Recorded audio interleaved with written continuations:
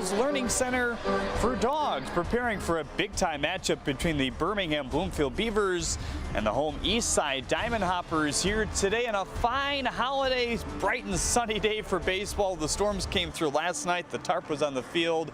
Really good job of the grounds crew to get this thing ready to roll on this Labor Day. Jeremy Otto alongside Dan Griesbaum Jr. to bring you the call here today from the United Shore Media Desk in our Crest Lincoln pregame show. You can feel the pressure kind of build on some of these teams that have lost early on.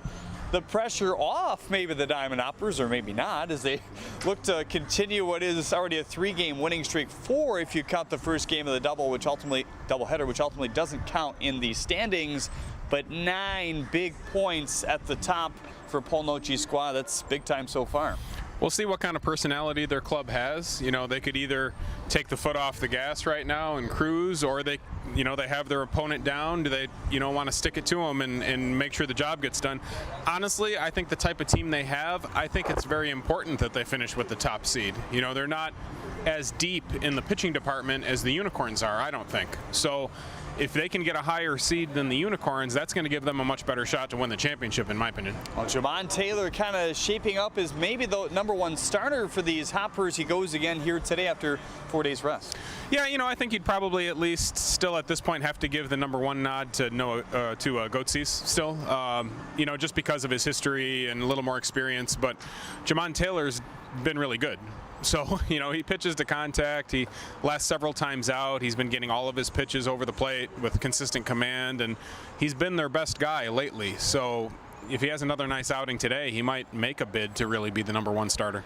And the other big story in the doubleheader, 2 home runs by Zach Gray, 1 in the 5-inning game in the second, a big one in game 2 as well.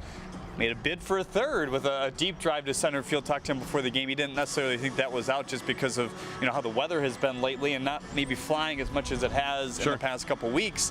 But Zach Gray, if he gets hot, that's going to be ever dangerous for the Hoppers, isn't it? For sure. And really, it's that 4 to 6 spot in their lineup right now that's really hot. You've got Gray at first base. You've got Mahalik at third base or DH, wherever he's at. And then we have Greg Vaughn, who I think has been sort of our pick to click for the last month of the season, because we just see a lot of good things there. He doesn't have a high batting average, but he's got a lot of walks. He hasn't been chasing balls. He's got a really high hard hit ball percentage when you look at his stats, and he's a guy who's starting to get going. And if you look at that middle of the order, it's starting to look a little bit scary for the Diamond Hoppers. Well, let's take a look at both of these orders here today. That's always brought to you by AAA of Michigan. First, for the visiting Birmingham Bloomfield Beavers, once again it's TJ Riles leading off, starting to get it going in the walk department. 7 walks in his last 5 games.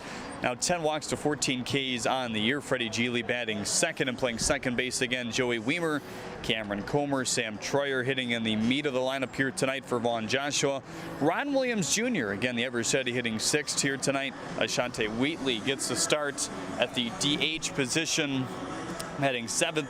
Cesar Cuevas bats 8th with Romero Harris rounding it out against Javon Taylor here tonight. On the other side for the home Eastside Diamond Hoppers, it's Anthony Maselli leading things off again. We've seen Miles Miller lead off lately, but Maselli put back in that spot for the stretch run here. Adam De La Cruz batting second and playing left field here today. It's Xavier Warren batting third and catching. Zach Gray in the cleanup spot and playing first base. Riley Mahalik, your designated hitter here tonight. Greg Vaughn Jr. will bat 6th. The aforementioned Greg Vaughn Jr. and play center field here today. Trevor McKinley, Jake Hoover, and Jordan Pontius will be 7 through 9 as they face A.J. Coleman, a guy who's also going maybe a little bit quicker than we've seen in terms of pitchers. He might be the #1 key to the Beavers moving forward. They have Garrett Chrisman, who's just about the best starter in this league, at least one of the most consistent guys. If A.J. Coleman can be that second guy, someone who consistently gives them a chance to win games, they've got a much better shot to have a nice month here. And he showed some good signs the last time out, much better command of his fastball, and he's going to give his team a chance to win this ball game today if he pitches like that. And now time for Dan Griesbaum, keys to the game, brought to you by your Southeast Michigan Ford dealers. What do you think? Well, we mentioned a few of those hot bats for the Hoppers. They've got a really good offense, really scary through the middle of the order. Something to keep an eye on is that they haven't really gotten it done from the leadoff hitter standpoint.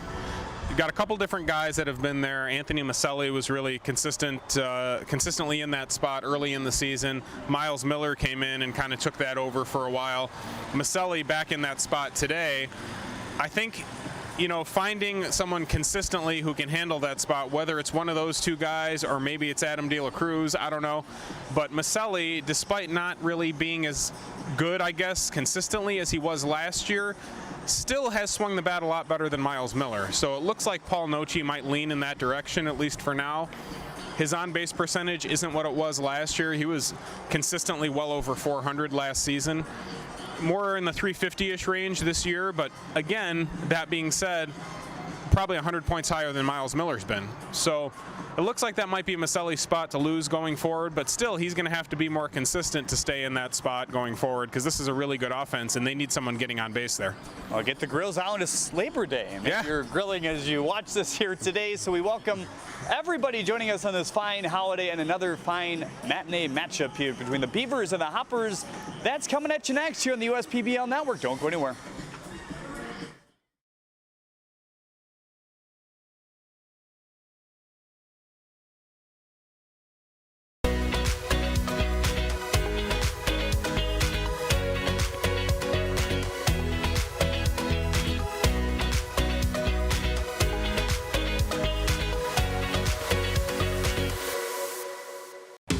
Order Jimmy John's and we'll bring it to your car door. Leave it at your front door or have it ready for you at our drive-thru.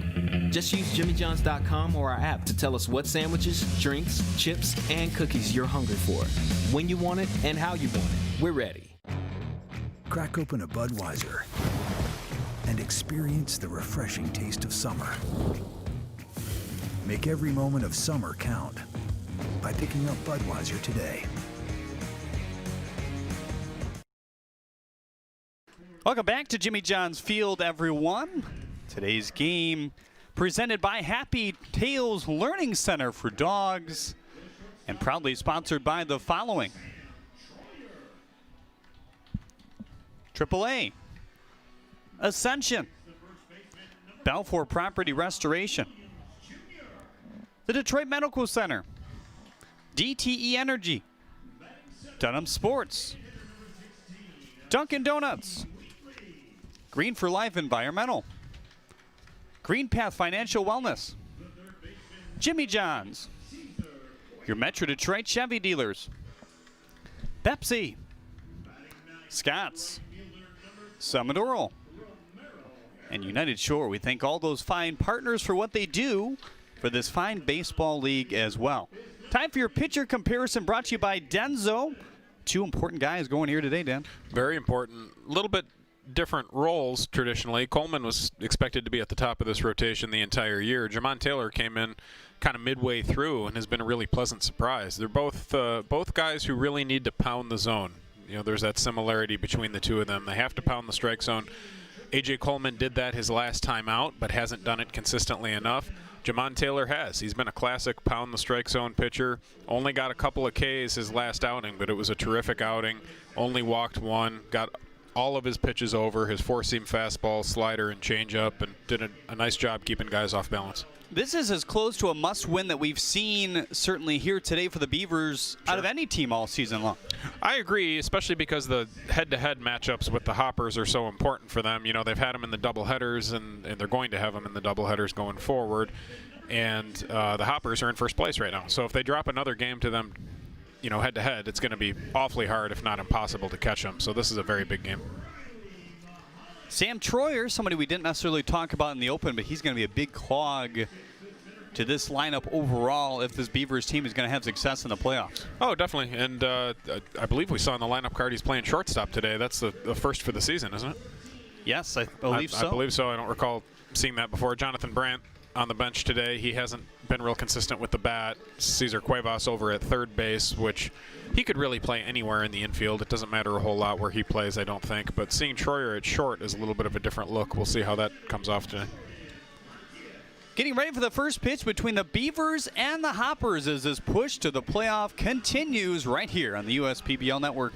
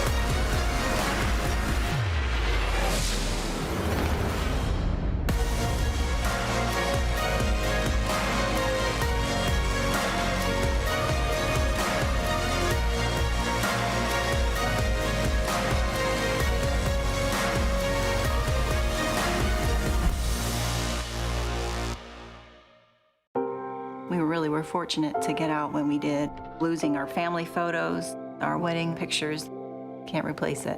Can you imagine losing everything you've got? You realize that it's the little things in life that matter. Things that they thought were damaged and thrown away, all of a sudden they magically reappear. And you see the human spirit come back. It's our pictures. To be able to put you safely back in your home matters to us. People matter. People count. At Belfour, we're restoring more than property. There's nothing better than a ball game at Jimmy John's Field and a cold beer from Midland Brewing Company. Hi, I'm Kyle, the head brewer at Midland Brewing Company, here to wish you a stellar time making memories at Jimmy John's Field. And we hope that you're living it up with a Copper Harbor Ale in your cup. You can find more of our selections here at the ballpark and around town at your favorite bottle shops too. We hope you have a ball at the game, and remember, enjoy responsibly. Let's play ball. Detroit Mercy itself definitely values who you are as a person. Not only did I take what I learned in the academic world, but I was able to apply that in a professional setting and be the first one of my family to graduate from college. Detroit Mercy. Build a boundless future. Welcome back, everyone, to Jimmy John's Field. The Diamond Hoppers, who are now the class of the league, according to the Push to the Playoffs standings, will take the field now.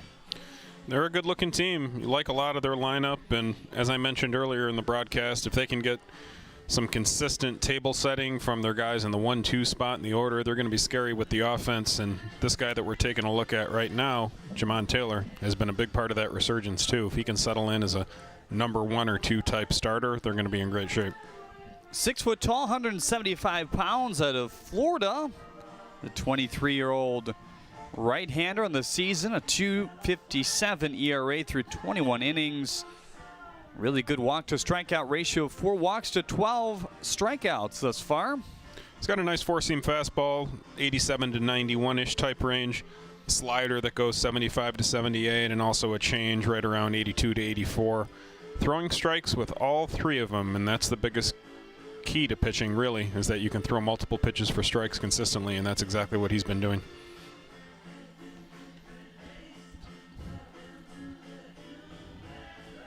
He'll throw today to Xavier Warren, quickly become the everyday catcher. He's a guy that has been having some good at-bats lately, but I still, there's obviously more there. He's got the ability to be the best hitter in this league. We haven't, quite seen that consistency out of him yet, but if he gets hot at the right time, look out. TJ Riles, Freddie Geely, Joey Weimer, your Zach Hart agency, 3 men due up. Here in the first inning, TJ Riles has done quite the job of getting on base via the walk, which is something that, I think everybody kind of wanted out of him here at the USPBL. He has. Some of that is on the opposing pitching, too. You have to learn more about your opponent's game. He's a guy that not necessarily looking for walks, but he goes deep in his at-bats, and he's not a guy with a lot of power, so he's not someone that you should be pitching around. You need to pound the zone against a guy like that, and as we said before, that's what Jamon Taylor does, so that'll be an interesting matchup right out of the gate. 78 degrees here at game time. A high of 80 here today with humidity of 64%. You can feel it out there. Yes, you can. I was sweating during that pregame. I'll tell you, it didn't take long. The sun shines directly off that desk sometimes when it's right in the path. It's a beautiful Labor Day, though. Hopefully everybody took us to their picnic with them or backyard barbecue, sitting by the pool, whatever it is you're doing today. Third baseman Anthony Maselli here today in at the cut of the grass to start things against TJ Riles. Everybody else back in the infield, especially the middle. There you see it.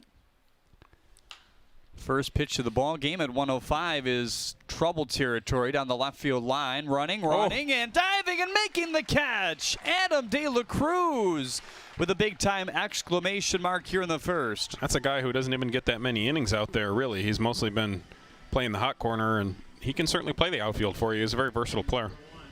Check the defense behind Jamon Taylor here today. It's De La Cruz in left. Vaughn Jr. in center. McKinley out in right. Maselli and Gray on the corners with Pontius and Hoover up the middle. Xavier Warren catching, like we told you before. That look brought to you by AAA of Michigan.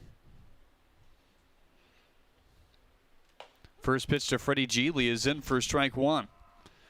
Freddie's averaged down to 247 at this point. He has scored 15 runs, driven in 10. for the Beavers. Big gap for him in right center field as they shade him to go the opposite way in left.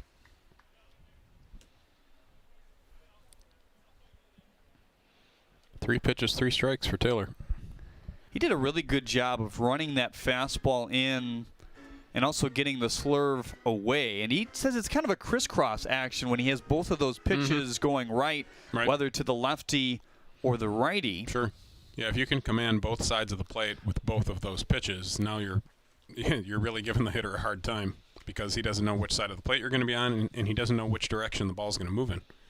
5 2/3 innings his last time out. Ooch, that one right back at him off the stomach maybe. He'll try to throw it, but it's way down the line, and Geely will end up at second base. My goodness, things are snowballing here. You can appreciate the effort there, but he probably should have just sat on that ball. He wasn't in any physical or mental position to throw that, and it cost him an extra base there.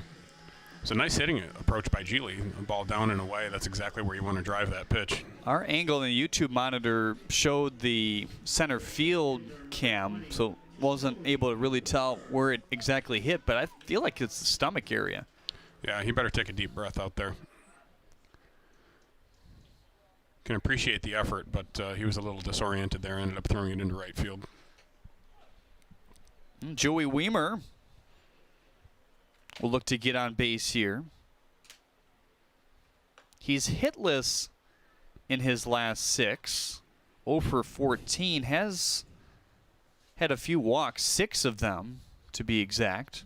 So the on-base percentage going up at .339. The average dipping down to .196 to this point. And a big swing and a miss on a first pitch fastball, or second pitch fastball, I should say. From an ability standpoint, you can certainly see what Milwaukee liked about this guy.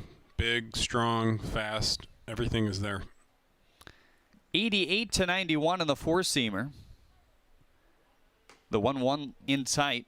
2-1 on Joey Weimer. Weimer, Comer, Troyer, your Zach Hart agency middle of the order here today for Von Joshua's team. They would love a first inning run against a pitcher who's been hot. Absolutely. Just missing a pair of fastballs there as that's whittled back to the screen.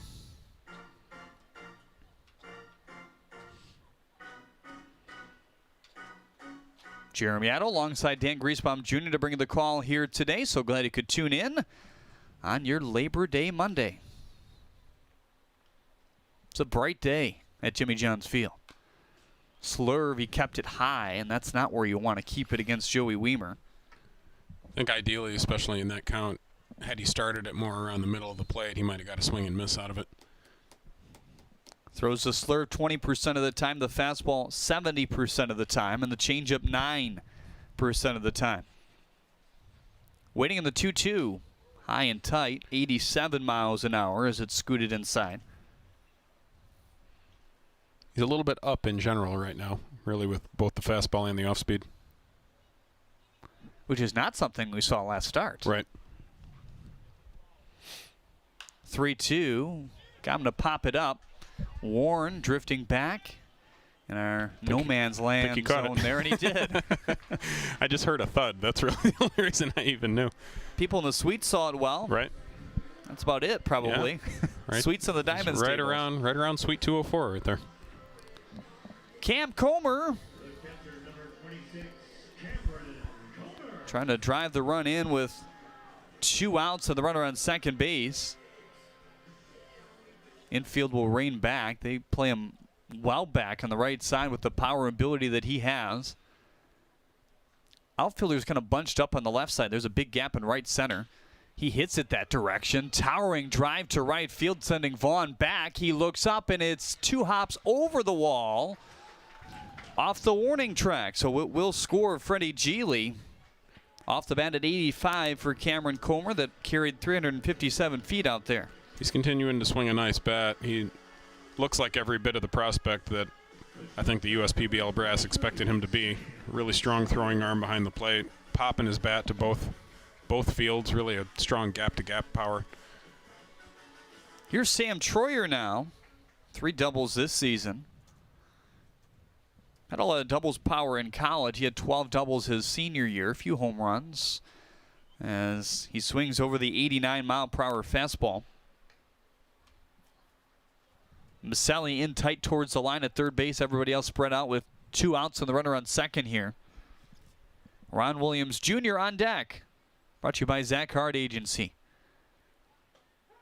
Slurve in for strike 2. That's a nice pitch there. Mm-hmm. He'll get a lot of called strikes if he can locate it there. Both of the starters here today, A.J. Coleman and Jamon Taylor, both have very good spin on all their pitches. 0-2, whiff and a miss. Got him at the 88-mile-per-hour fastball. Bears down and strands the runner on second base. A run does come across the score. Freddie Geely singles off the belly of Jamon Taylor and able to come around and score the first run. As we continue to respond to COVID-19 in our communities, Ascension Michigan is with you in this, and we are doing what matters to keep you safe in our care. At our hospitals and sites of care across the state, Ascension Michigan has additional safeguards in place. We are limiting visitors, ensuring proper social distancing in our waiting rooms, offering more online visits, and performing rigorous procedures to clean and disinfect. Our care teams are delivering babies and performing surgery. Now more than ever, it's important not to delay your health care. Schedule your appointments. Make sure children are getting their vaccinations. And if you have an emergency, don't wait. Go straight to your closest Ascension ER. Thank you for continuing to protect yourself and our community by washing your hands, wearing a face covering, and social distancing. Our doctors, nurses, and staff are ready for you when you need us. This is what we do best. It's the Lincoln Summer Invitation Sales Event going on now at Crest Lincoln. Schedule your remote experience today or visit us here and learn what it means to have vehicle ownership on your terms. Find some peace this summer in the luxury of the 2020 Lincoln Nautilus. Lease today for only $359 per month. Or drive in comfort and style in the 2020 Lincoln Continental. Lease today for only $361 per month. Make a summer memory today. Visit us at Crest Lincoln in Sterling Heights or shop now at crestlincoln.com. A.J. Coleman towing the slab here today for the Birmingham Bloomfield Beavers. 6'8", 240 out of the University of Cincinnati, 23-year-old right-hander. Throws a two-seamer, a curve, and a changeup, Dan. Something you always have to keep in mind with Coleman is that he gets very, very little swing and miss on that sinking two-seam fastball that he throws. So, you know, what that means is he's got to induce weak contact and he's got to miss barrels. And the way that you do that is with location. So his location is very important, and we'll know early on if he's commanding that pitch or not. When he's going bad, tends to fly open, and he'll miss on his glove side. When he's going good, he's able to keep it down in the zone, and he gets nice sink to it. So we'll know early on. The release points, something he's also been working on with Justin Orenduff and all the pitching brass here at the USPBL. Consistent release points can be a problem for him at times. It's really important for all pitchers to have that, but it gets emphasized when you're a pitcher like this that doesn't get a lot of swing and miss on his ball. It means that you really need to have more precision command than even the typical pitcher does. And he's got a nice downward angle because of how tall he is. So there's a lot of good things there to work with. Anthony Maselli, Adam De La Cruz, Xavier Warren, your Zach Hart Agency three-men due up here in the first inning.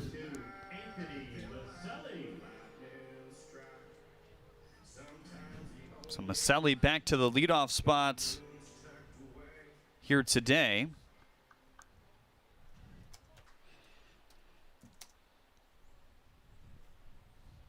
First pitch from Coleman, high and away. Coleman with a .423 ERA through 44 innings, 17 walks and 37 strikeouts. He's also hit 5 batters. Pinpoint strike one. He's 60% two-seam fastball. Goes with the curve 25% of the time and the changeup 14%. It's a nice spot right there. That's a great sign. Just the fact that he threw that pitch to the first hitter. Down and away to the lefty. Did a lot of that when he struck out 11.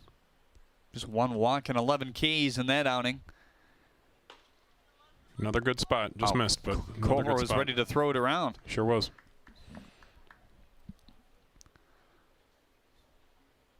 2-2 on AJ. Or on Anthony, I should say. Line drive to center field. Weimer got a good beat. Picks up out number 1 in center field. Let's take a look at the rest of the defense behind A.J. Coleman here tonight, presented by AAA of Michigan. Riles and Harris, the 2 other corner outfielders. Cuevas at third, Troyer at short, Geely at second base, Williams over at first, with Comer behind the plate here today.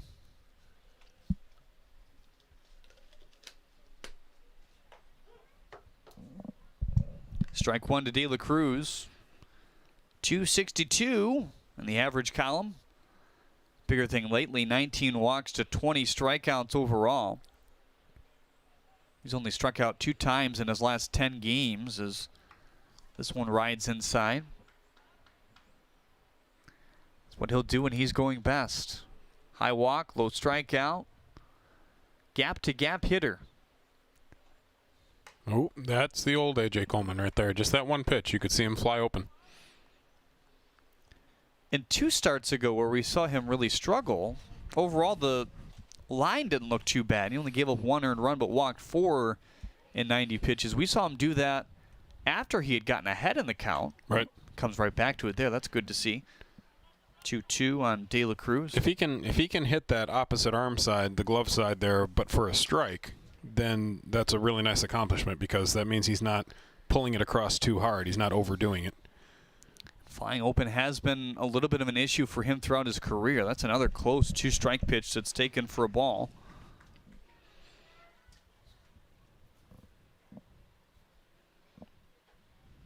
Fill the count, righty on righty matchup here. That one is sailed out of play.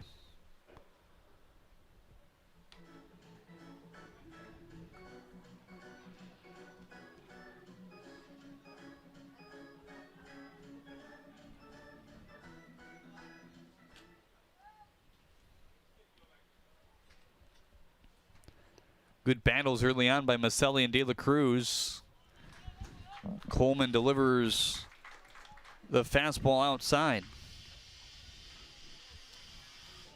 So Xavier Warren will get a chance. Boy, as he had quite the stretch of walks. He hasn't been able to fully put it together at the plate in terms of his hits, but you look at his last 4, he's 4 for 12, the pair of RBIs. I really liked his at-bats against Ty Hensley, which is obviously a great sign. He's one of the best pitchers in the league, if not the best.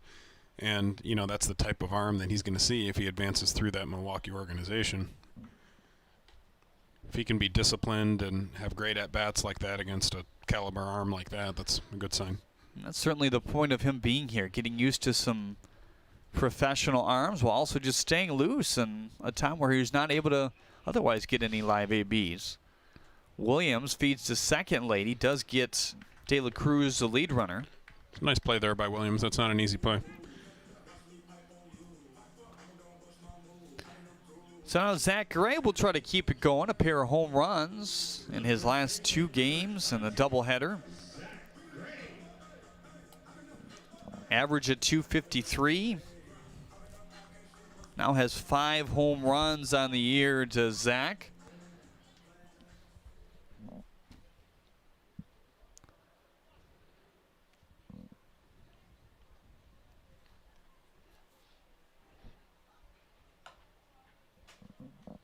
This is that part of the order where we talked about in the pregame where the hoppers have really been good lately. That 4, 5, 6 part of the order, Gray, Mahalik, Vaughn. Here's the 1-0. Ooh. Snuck inside. Made him move his feet a little bit. Nothing wrong with that. 2-0 now on Zach Gray. Riley Mahalik would be next. He's your Zach Hart agency man on deck.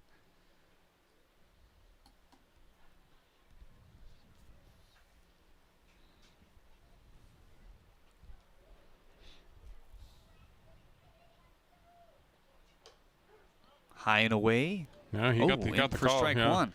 It'll be a good day for Coleman if he keeps getting that call. He really hasn't so far here in the first inning. No, that's the first call that's gone in his way, I think. You thought a couple separate times he had a strikeout to the first two batters of this game. On a pitch similar to that, it was a little bit tighter. 3-1 to Zach Gray.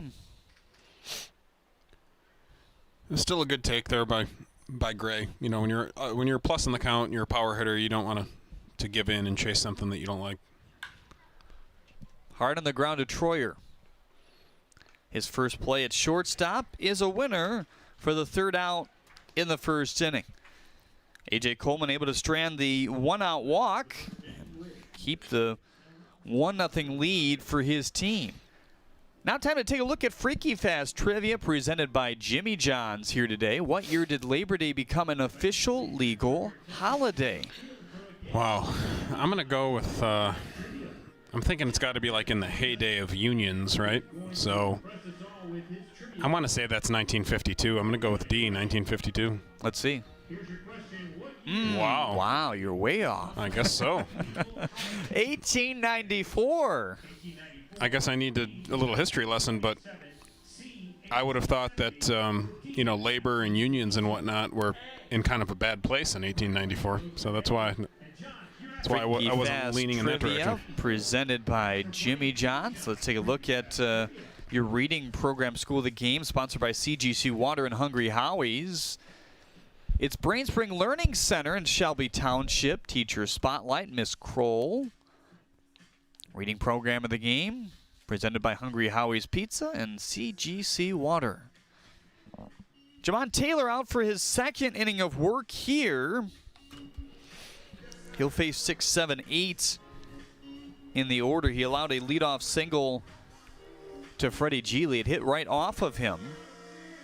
Ended up throwing it wide down the first baseline, so Geely able to reach third base in the end with one out. Induced a pop-up to the dangerous Joey Weimer, then a solid lifting double off the bat of Cam Comer gave this Beavers team a 1-0 lead. Thought he was a little bit up in the first inning. He's going to have to improve upon that and get the ball down in the zone if he wants to have similar success to what he had his last outing. And it wasn't just with one pitch, it was with both his breaking ball and his fastball. From the ball that Geely punished him on to the ball that Comer got him, and just in general. Ron Williams Jr. hitting .229. Trying to get a hit to lead off the second inning. The Beavers would love to get a comfortable lead in a game that feels like a must-win. Yep. I don't know if there's any super comfortable leads against the Hoppers, but, the more they can tack on early, the better. They started this push to the playoffs with a 2-0 loss to the Diamond Hoppers on Wednesday. And they took on the Mammoths on the 4th, a 5-2 loss. And then the sweep loss in the doubleheader, which is usually their MO. Right. They've swept 2 doubleheaders already this year. 2-1 in a game that doesn't count towards the standings, and 5-2 in the game that did.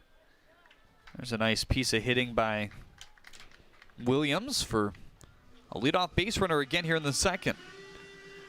Between those two fastballs that he saw a changeup that was off the plate, and in general, I know Taylor doesn't throw that changeup a whole lot. I think he needs to find a way to slow down the velocity of it a little bit. It was 82, 83-ish, and his fastball is consistently 87, 88. I don't think there's enough differential there to really make hitters respect that pitch.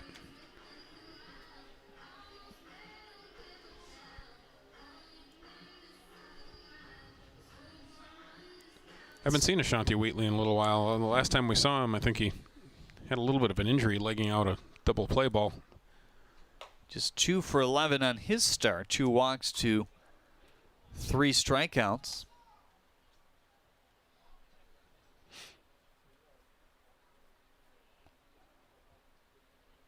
This is his first game since August 29th.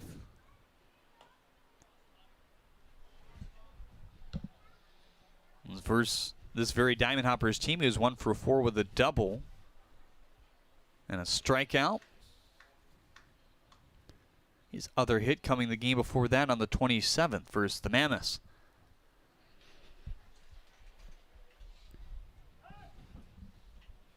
Jamon Taylor holding it for an extra beat here as he buys a time call. That can be strategic with a good base runner on first. Try to keep him from getting a good jump on you if you think he might steal. Big swing and a miss by Wheatley. It was just Jamon Taylor and Nick Leo last time out for the Hoppers. That was back on Wednesday. I guess you got to call it last Wednesday at this point. You're not used to that with the slate that the USPBL usually has, as Ron Williams Jr. swipes second base. It's a TCF Bank stolen base here and his 6th steal of the year. Warren with the good arm left that one a little bit high. Didn't really finish his throw the way he needs to on that. Williams picked a pretty good ball to run on. Got a good jump. And you could tell Taylor was sort of expecting him to go. He had been keeping an eye on him. This is the first and only Monday that we will play on this year, and maybe in any instance, I guess, in the future, if the schedule remains how it has been. Even in the major leagues, Mondays are often off days. Not always, but frequently. Labor Day baseball, pretty common, though. Not usually an off day. 3-2 on Wheatley. Runner on second base here to start the second inning as Jamon Taylor tries to keep this game right where it is. Nice block there by Warren. That's a guy you really don't want to walk there if you're Taylor. He hasn't had consistent at-bats. It's a guy you should be going after.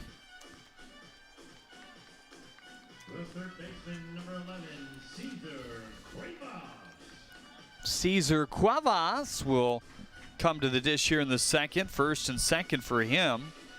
You'd love to see this bat perk up. He's down to the 8th spot in the order here today. He's got some speed. He's got some pop in there. Did hit a home run earlier in the year.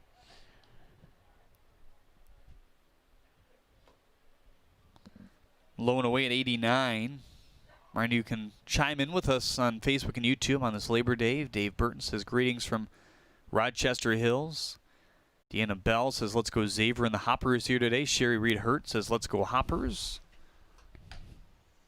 Marcia Wright says let's go Hoppers as well. So a lot of Hoppers contingent here as they look to get a 4th win in this new format here for the playoffs. Yeah, they could really put a lot of pressure on the clubs below them if they can finish this week off with another win. Taylor scuffling here in the second. 2 men have reached and a 2-0 count. Romero Harris, your Zach Hart agency man on deck. He represents the bottom of the order here today. Just a historical note, traditionally speaking, the Hoppers have not had a lot of postseason success here in the USPBL. They did make one final in 2018, lost to the Beavers. But outside of that, have not been in the finals at all.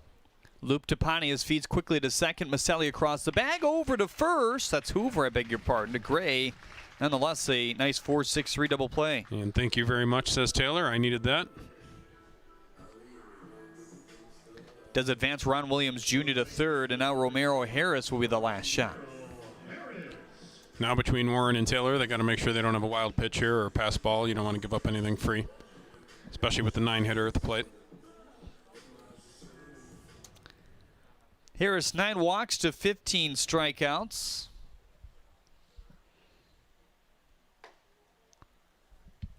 Down low at 88 miles an hour. Stick around at the end of the second inning. We'll talk with Kate Lochner of Happy Tales. They're the presenting sponsor here today, the trainer of JJ as well. Line drive to center. Vaughn Jr. is there to complete the third out here of the second inning. Well, if she trains JJ, she sounds like a celebrity in and of herself. Yeah. It's a pretty cool thing. And there's a lot of training, obviously, that goes into that. Definitely.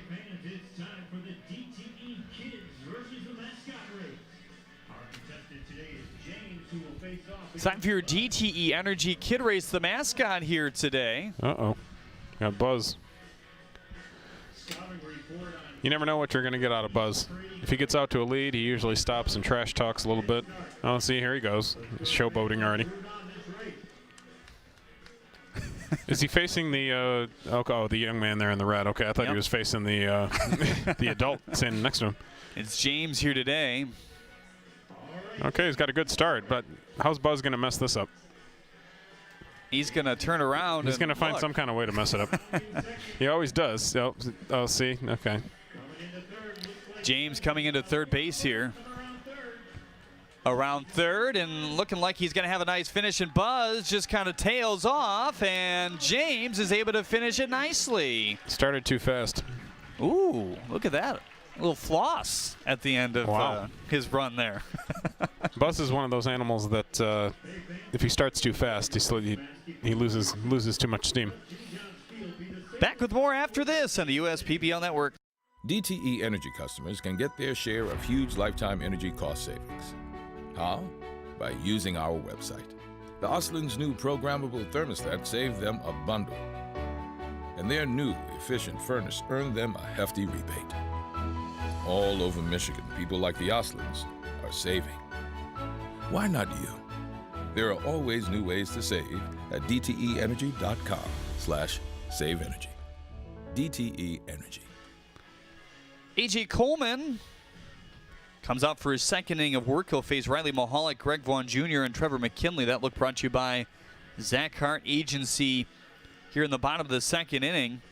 The first for A.J. looked like this, a line out after a decent battle with Anthony Maselli on a 2-2 pitch. Then the walk to Adam De La Cruz.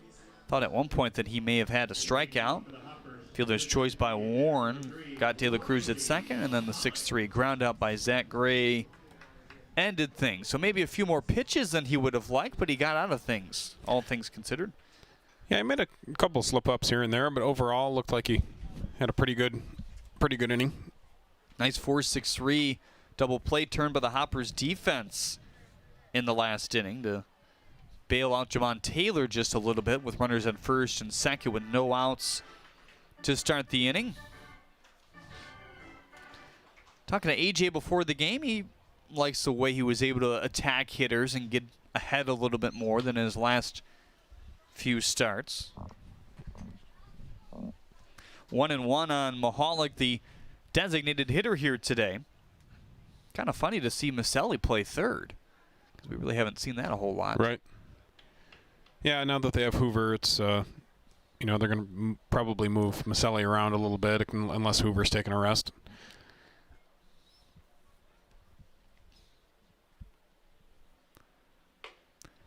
And if Mahalik hits like he has lately, it makes it an easy go to put him in this DH spot going forward, probably. Sure. Yep.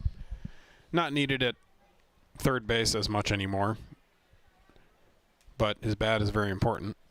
5 doubles and a pair of home runs to go along with 16 runs batted in. That's a leadoff walk for A.J. Coleman, his second of the game.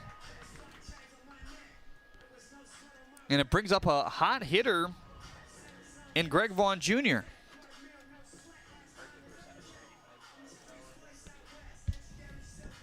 And Dan, all of a sudden, I think you mentioned in the pregame, but a hard hit percentage of 40%. Mm-hmm. That's right around the lead league if it doesn't lead the league. And that's balls over 95 miles an hour on the exit velo. Right. So it's very peculiar when you look at his overall stats, because he's not swinging at bad pitches. He's taking a ton of walks. And then when he does swing, he hits the ball hard a very significant percentage of the time. And yet his batting average on balls in play is not good. His overall batting average is not good. So how is that happening? Is it just bad luck? We're banking on that maybe it is bad luck. I mean, a low batting average on balls in play usually does point to bad luck, unless you're doing something like popping up all the time. If your exit velocity and your hard hit percentage are not good, then definitely. But that's not the case with him.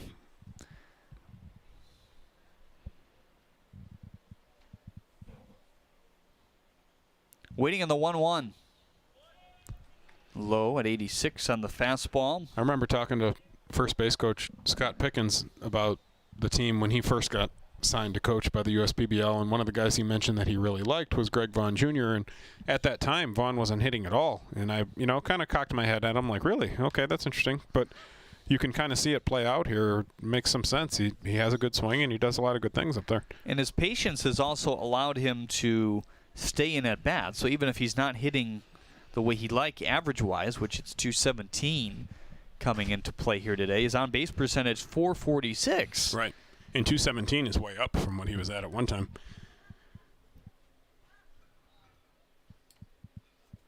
Here's the 2-2. Just behind the 88-mile-per-hour fastball there.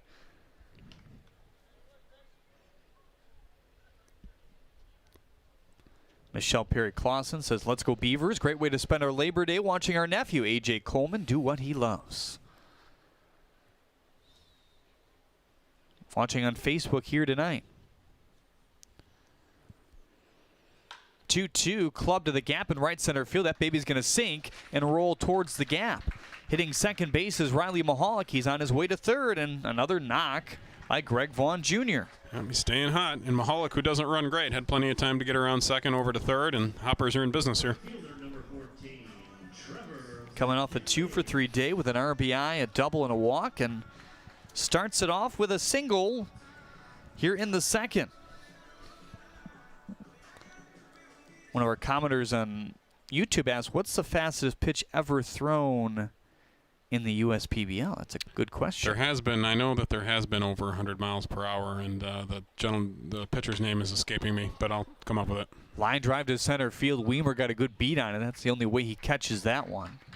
We'll drive in Riley Mahalik on the sac fly here.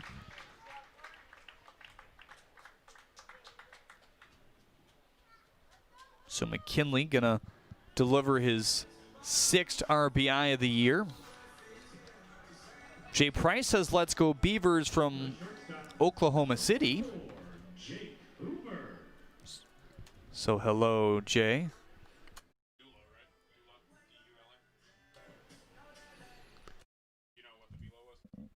Jake Hoover bats with 1 out and a runner on first. And a run in to tie this ball game here. Ooh, best curveball of the day there for A.J. Coleman as it delivers strike 1 on Hoover. It was a beauty and well located too.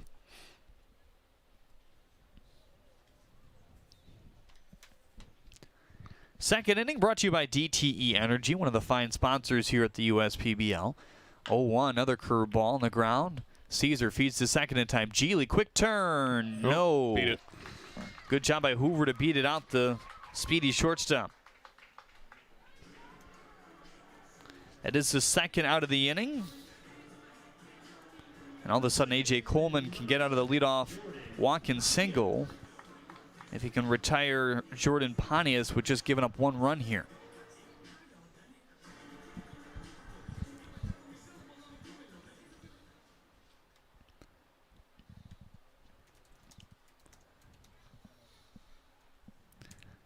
Jordan Pontius hitting 179 with 9 walks and 14 strikeouts to this point.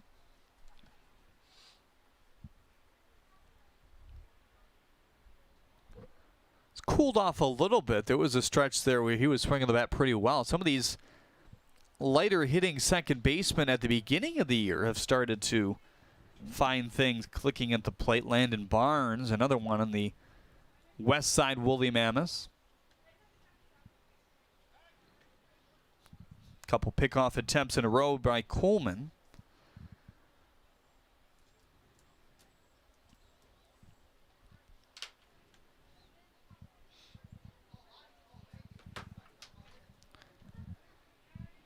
I do have an answer to that velocity record. Well, we'll get to that after the inning, I guess.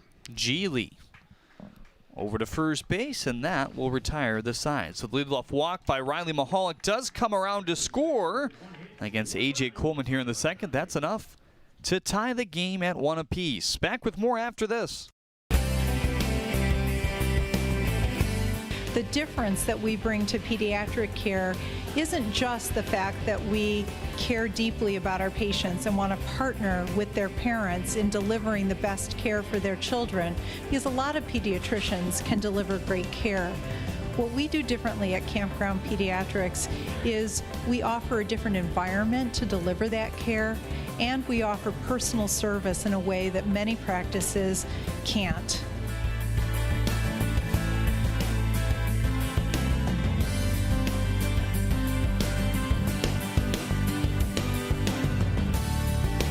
Welcome back, everyone, to Jimmy John's Field. A tie game now as the Beavers and the Hoppers go at it here on a Monday afternoon. Now pleased to be joined by Kate Lochner out of Happy Tales Learning Center for Dogs. Glad to have you here today. Hi, thanks for having me here today. And you have had the pleasure of training maybe the most famous person here in the USPBL, or not person, I guess, the animal, JJ. Yeah, I got to train JJ. Yeah, the league contacted me a little over a year ago because, as you know, he went through all of his bat dog training stuff, and he was coming to all the games, working with all the fans, and he had some manners, some manners issues we had to work through. So they hired Happy Tales to help with that.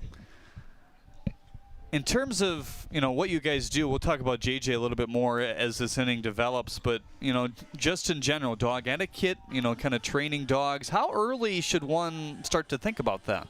Okay, that's an awesome question. So honestly, immediately.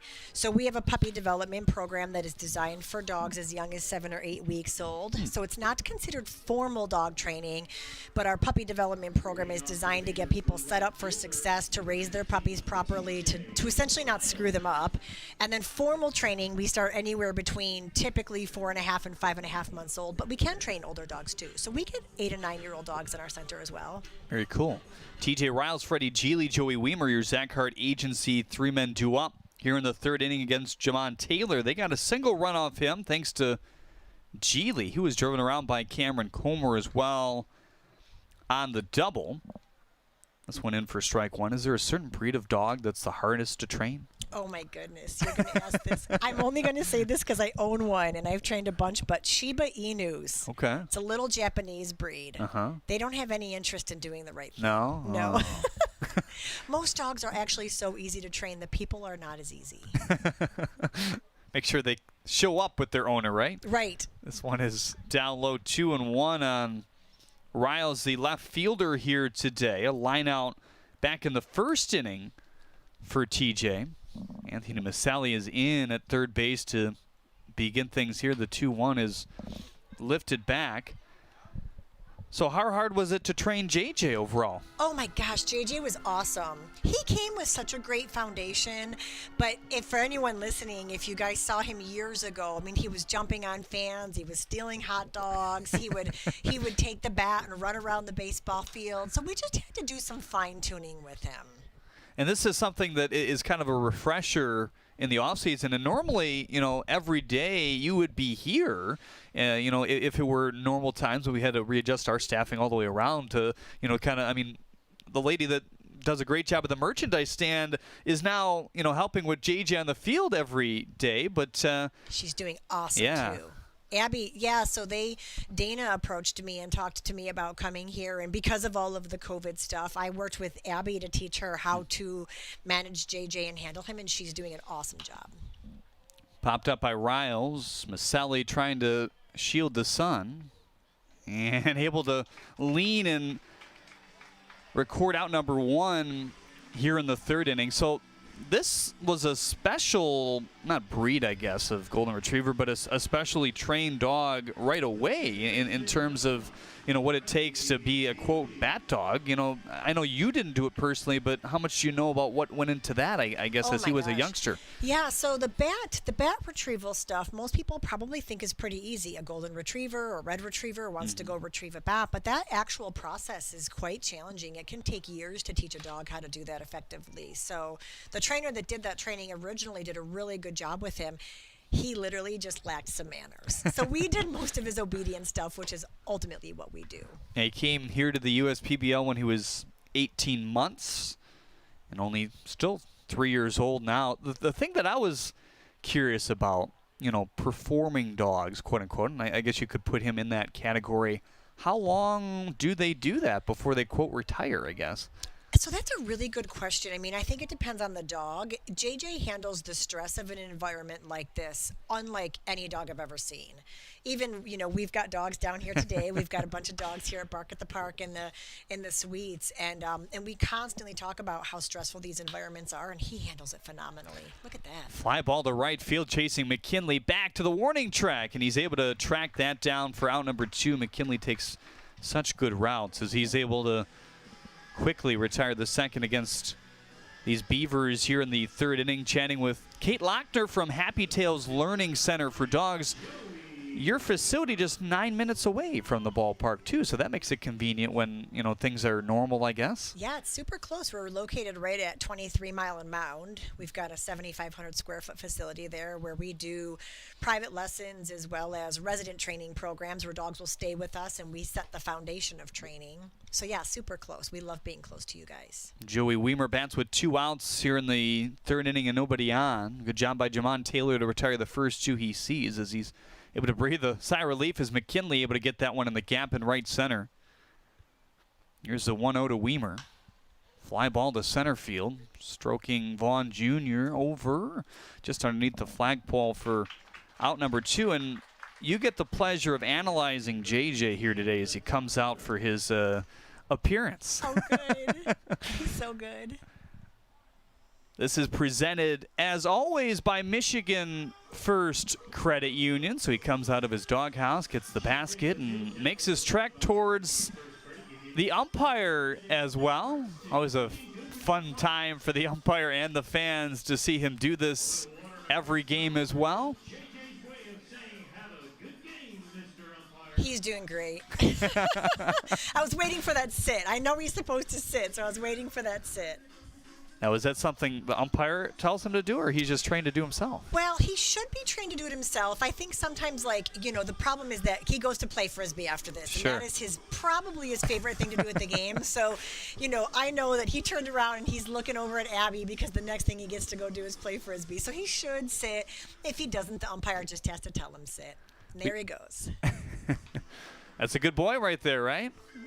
That's a good boy. Good boy, JJ. Now he gets to go do his favorite thing in the world. JJ, the field general, presented by Michigan First Credit Union. I mean, it's kind of a funny question, but you hear about players hydrating when the weather is hot. I mean, is that something that, you know, we have to do with these dogs as well, and they're working so hard throughout a game? Absolutely. He's got stations throughout the park where he gets water. In fact, fans would always ask that to make sure he gets enough water. Right. But he's got a dog bowl in his dog house, and then throughout the stadium, he's got stations to get his water. So how can people find out about obedience training and everything that goes into your business as well? Yeah, they can call us, or they can log onto our website at happytailsrule.com and set up a consultation. And we customize every program for clients, so it's not a one-size-fits-all situation. So they schedule a consultation, and then we design a program for them.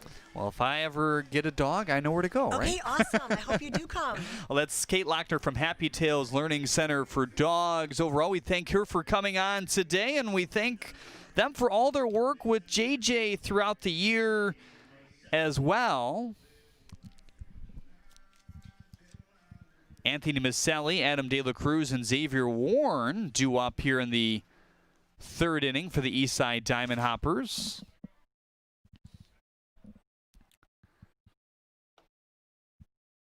First pitch down low to Anthony Maselli. He lined out to center field his first time around. Dan Griesbaum Jr. rejoining us here, so you can Good get to be here. Do you guys talk dogs, or? We talked dogs. We talked dog hydration. We talked dog hydration. Well, we've talked a lot of stuff on this broadcast before, but not dog hydration. We have talked human hydration, I think. She said, Kate said that's one of the most popular questions among fans is, hey, make sure he gets enough water. Does he get enough water? Right. It's funny to hear. 2-1 on Anthony Maselli. And the answer, if you ever get a dog, I know you're not ready for one. We've talked about this on air in the past, but she says as early as 6 to 8 weeks is when you can start having puppy. I don't remember the exact words she used, but it's like a puppy boot camp or something like that, where they can get in there for the first time. And okay. Oh, he didn't see that. Oh my goodness. Riles got ate up by the sun there, and Anthony Maselli will head to second. Only thing you can do there is to try to get to that spot earlier and get around the ball so that you're no longer looking directly into the sun, but I don't know that he had enough time to do that.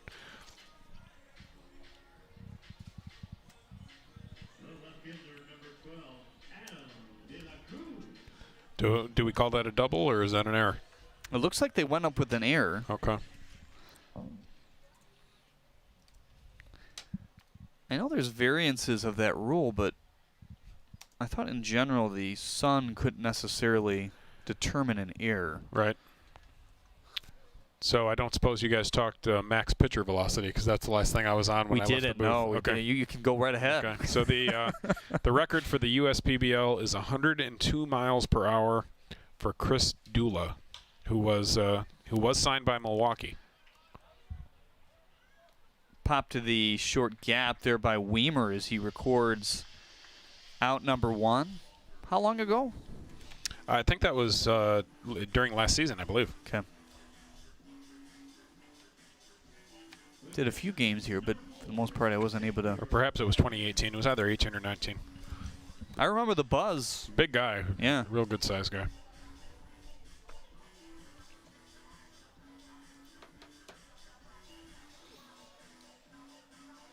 So Anthony Deselli on second base here with 1 out in the 3rd inning. Xavier Warren comes up with Zach Gray, your Zach Hart agency man on deck. Imagine having one of those diamond tables or dugout suites right behind the plate, seeing 102. That'd be impressive. This one in for strike 1 on Xavier Warren. And you're right there in the thick of the action. It's not necessarily exactly like a front row seat in any other ballpark, and they have changed that to a hit, so there we go. That makes sense. That one ripped. That will be a hit no matter what for Xavier Warren. Yes, indeed. Off the bat at 100.7. That's pretty good.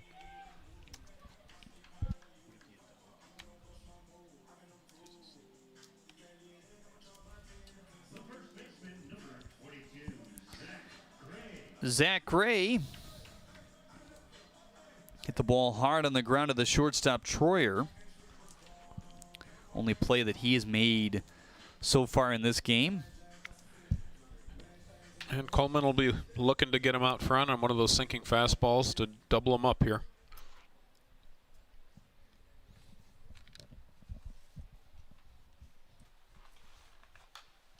Fouled off the 87-mile-an-hour fastball. So traffic on the base paths in every inning thus far against A.J. Coleman. His defenders have done a good job of trying to get him out of it. Another big jam, though, here with runners on first and third and 1 out and a knotted up score at 1 apiece. Same spot. Troyer has to range over a little farther this time. Threw it off the bag over to first. Got him! Big defensive play. 6-4-3 double play, and he erases everyone there. They strand the leadoff double and the single here in the 3rd inning on the USPBL Network. Hi, I'm Allison with the Sports Performance Tip of the Game, brought to you by DMC Physical Therapy and Sports Medicine. You don't need an expensive gym membership or equipment to stay fit. During the coronavirus, we have all found creative ways to stay in shape. There are many things you can find or even use around your home. For example, you can fill up a backpack with books and wear it on your back for resisted squats. You want to stand with your feet shoulder width apart, just wider than shoulder width apart. Sit back with your hips, keep the chest high, and repeat this for 2 sets of 10. An exercise like this one that uses your own body weight is one of the simplest ways you can work out at home.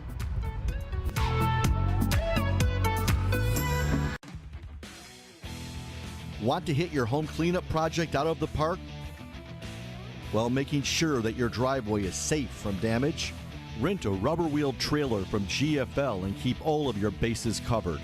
Our trailers come in 20 and 30-yard sizes for all your cleanup needs.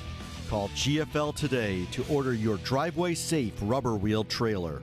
Team GFL, helping you win your cleanup project.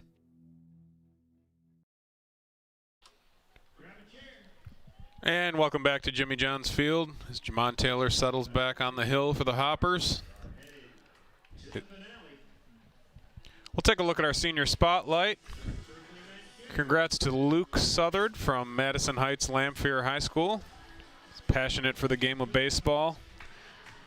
Luke's taken classes at Oakland Technical School his junior and senior year, which led him to the dream career of becoming a mechanical engineer with a focus in automotive engineering. And he'll be a freshman at CMU, my alma mater, so he must be a smart young man as well. Sounds a lot smarter than either of us. Yeah, fire up chips. Jamon Taylor with his 4th inning of work here. Had a 1-2-3 bid back in the 3rd. Sigh of relief for him, though, as Geely stroked a pretty good one to right center field. He did. McKinley with another good route to snatch that one in the end. So he faces the heart of the order here. Cameron Comer, Sam Troyer, Ron Williams Jr. in a 1-1 game.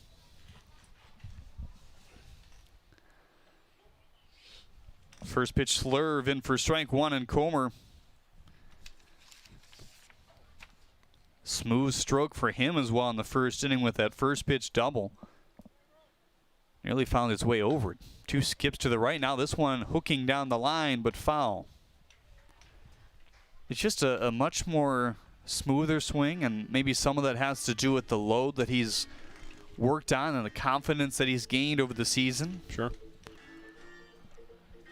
Getting at bats under his belt now, it's a process. It's been a year unlike any other, I'm sure. And then some. Here's the 0-2 through the 5-hole. On the plus side, I think this summer could be a good thing for pitchers. You know, they're getting the ones in this league are getting some work in, but they're not being overtaxed either. You know, I think they're going to have a lot of innings left in their arm when the season's over.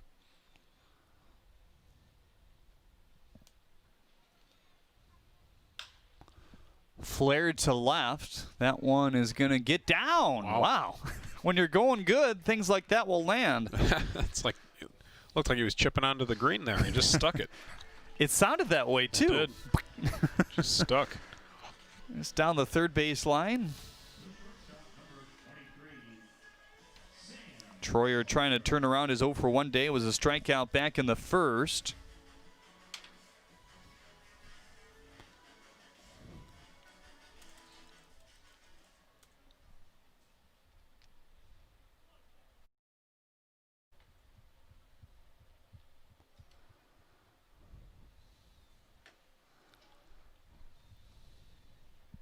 Ball 1 to Sam Troyer. Troyer playing shortstop here today. Primary third baseman, you'd think going forward for the most part for this Beavers team. Jonathan Brandt and Jalen Smith on the bench here today. Maybe just experimenting a little bit with the defensive alignment if Cesar Cuevas can't figure it out at the plate, because Jalen Smith, an infielder, seems to be more of a corner infielder. He's played a little bit of second base as well. Right. Of course, Jonathan Brandt, your opening day shortstop.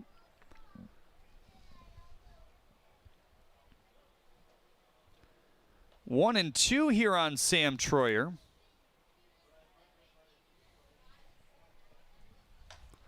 Something I didn't quite realize, kind of looking at some of his college stats at Division I Evansville. He was 21 for 25 on steals his senior year. Yeah, did not know that either. Doesn't really strike you as a base stealing type, but remember the first game he came back to? I don't know if it was a steal or more of a pass ball type scenario. He dove in head first, even with the broken hand that he was coming off of. Got right back on the horse. It caused him to miss 5 weeks. The diagnosis originally with the cast was a possible 6 to 8 week absence. It felt more like that for this Beavers team probably, because by the time he left, he was really the only hitter hitting. Right. One of the few in the league overall, just based off the circumstances. 3-2 on Troyer now. think he does keep one of those sliding mitts on it now. Yeah. If I recall correctly. That makes sense. See it there in his back pocket. Yep. Those have become more popular. They have. Especially for guys who like to slide head first. Rajay Davis has used one of those for a long time. Rajay, I don't think is in the big leagues anymore, though, is he? Good question. I haven't seen him this year. I feel like he went and played overseas somewhere maybe last year. Those guys, when your primary tool is speed, it can end quick. Last major league season 2019, so last year with the Mets. Played 29 games there. Of course, that big-time grand slam for Cleveland. Yeah, he was close to being a legend in Cleveland. Awfully close. Career .262 hitter. 415 steals. Had a 50 steal year with Oakland in 2010. 3-2 swing and a miss. Right by him. First down here in the fourth. Second time the Troyer has gone down via the K. Fastballs too, both times. Big out for Jamon Taylor. Both of these guys have had action on the base pass, which have led to just one run for each squad thus far. I don't think either of these pitchers have been quite as sharp as they were their last time out, but they haven't been bad either.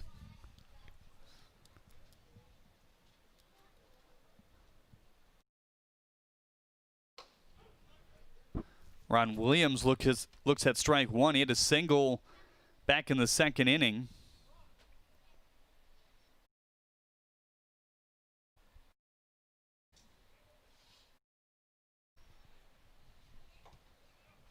Slurve broke low. Taylor flustered with himself after that. So the stuff maybe not as sharp here today for Jamon Taylor. He's also going quicker maybe than he normally does in terms of a turnaround.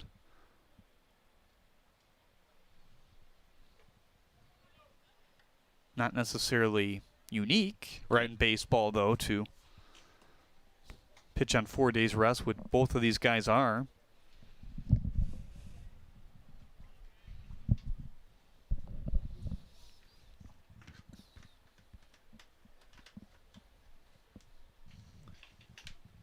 Good approach the first time for Ron Williams Jr. Just didn't try to do too much and poked it to right field.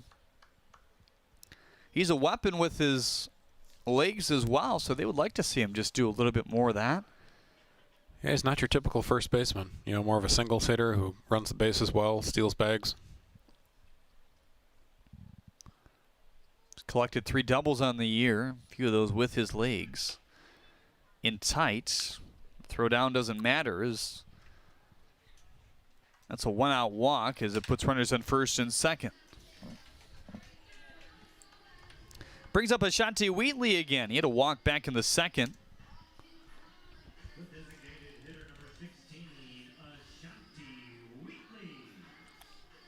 Wheatley with his 3rd walk of the year. Pretty good plate discipline considering that, you know, he hasn't played in a little while.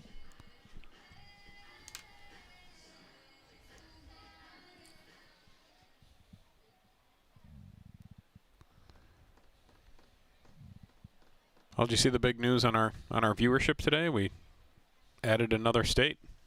OKC? Connecticut. Oh, Connecticut, yes. Yes. Where is that? Is that in the comments here? Jeremiah Hergott informed us that he found it. Yep. There's the map.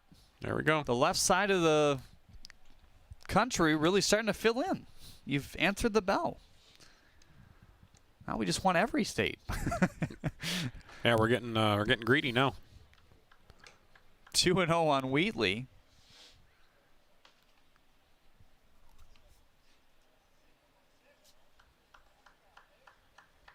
I'm sure our advertisers that are nationwide brands would love to know about the reach of the USPBL network. Sure.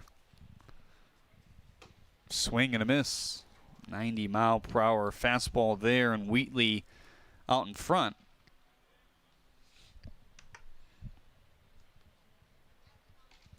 Third baseman Maselli is in. There's some action in the Diamond Hoppers pen. Maybe Outwood?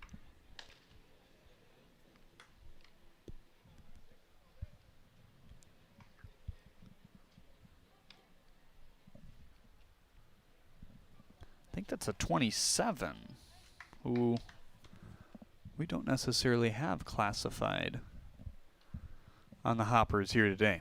We'll have to figure that one out. 3-2 on Wheatley. No room. I guess there is room to put him, but you don't want to do that here with only one out in the fourth and a tie game.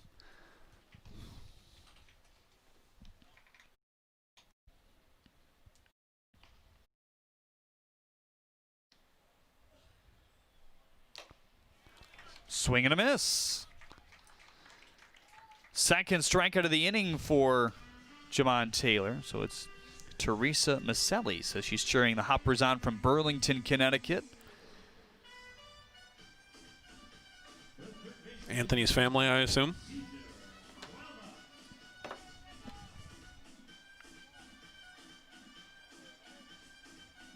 Joyce Dallas says, I watched from Idaho when my son Matt Dallas played for the Beavers a few years ago. Cesar Cuevas swings and misses here. That leaves us with 14 states that we need.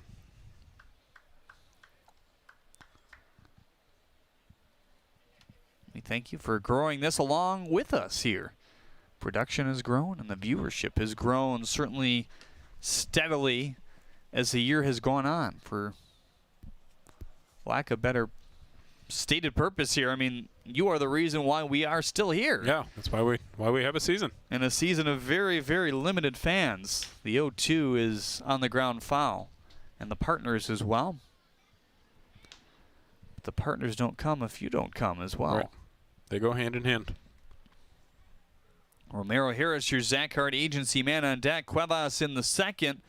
Hit into a 4-6-3 double play. It was a pretty close play over at first base when it finally hit the mid of Zach Gray. Hoover talking some strategy possibly here with Taylor. What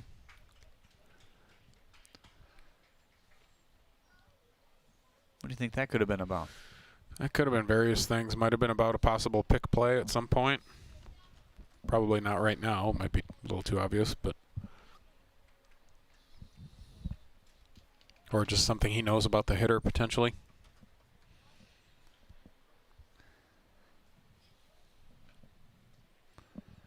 This will be a big out if he can get it. Here's the 0-2 outside.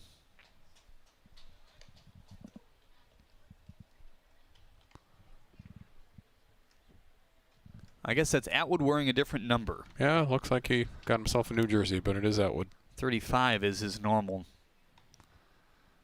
digits there as Maselli bobbled and not going to feed it in time. And now the pond is full of ducks here with 2 outs. I think he had a better chance going to first even after the bobble. I think it would have been a higher percentage play than going to second. It's a play he usually makes as well. An extremely hard hit, having to go over on it. Certainly a different type of play when you're a third baseman compared to a shortstop. Definitely. Cutting across. You want to get to every ball you can as a third baseman because you're. And this is a big at-bat here for Jamon Taylor. You got the 9-hitter up with the bases loaded, 2 outs.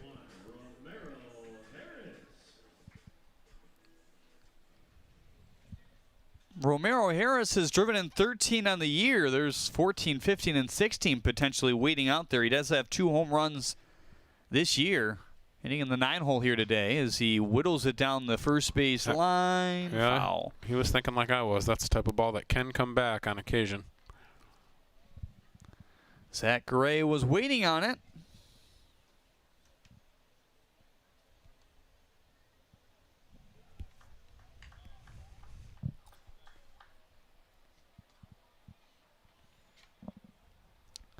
Cuevas on first. Williams Jr. on second, Comer on third. With 2 outs via the 2 strikeouts. Troyer and Wheatley set down so far here in the inning. Good swing and the 90-mile-per-hour fastball just under it.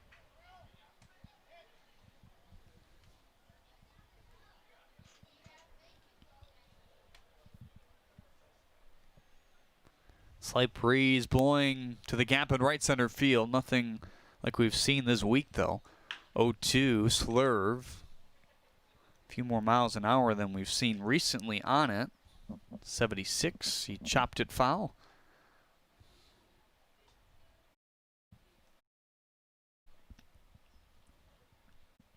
One and 2 on Harris.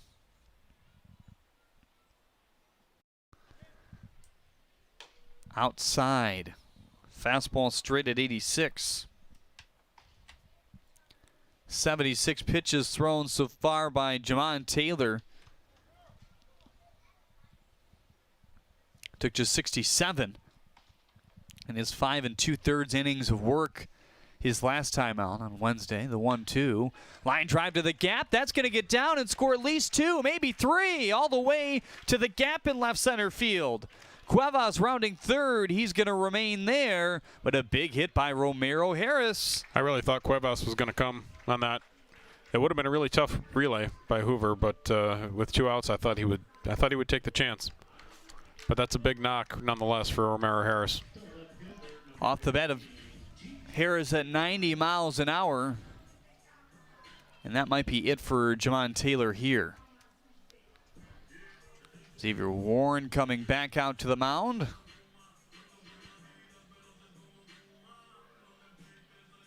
Romero Harris in his last 4 has now notched a hit in 3 of those games.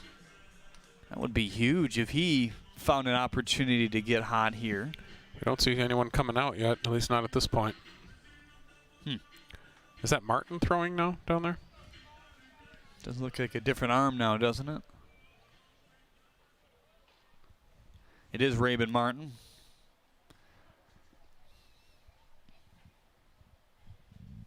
A 3-1 lead for the Beavers in a game they must win. First pitch down low is to TJ Riles here. He's 0 for 2 with a line out and a pop out. Pop out was on a 3-2 pitch. Not a ball game left here, but Taylor's got to get his team back in the dugout without any further damage. 1-0 is low. 2-0 on TJ Riles. Freddie Geely would be after him. He's your Zach Hart agency man on deck. An error with 2 outs, and then the double by Harris.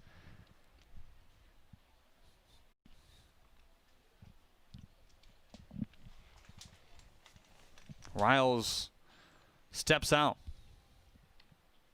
7 walks in his last 5 games for TJ Riles. Has seen a lot more pitches lately. The walk to strikeout ratio was not in his favor to begin the season.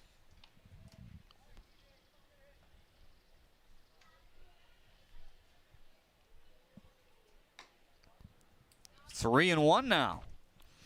Both of those pitches, that one was a fastball, the previous was a changeup, had nice tailing action away from Riles. Really don't want to see Geely again in this inning. He's had 2 good swings against Jamon Taylor. Want to come after Riles here for sure. Here's the 3-1. In there for strike 2. Riles trying to coax his 11th walk of the year.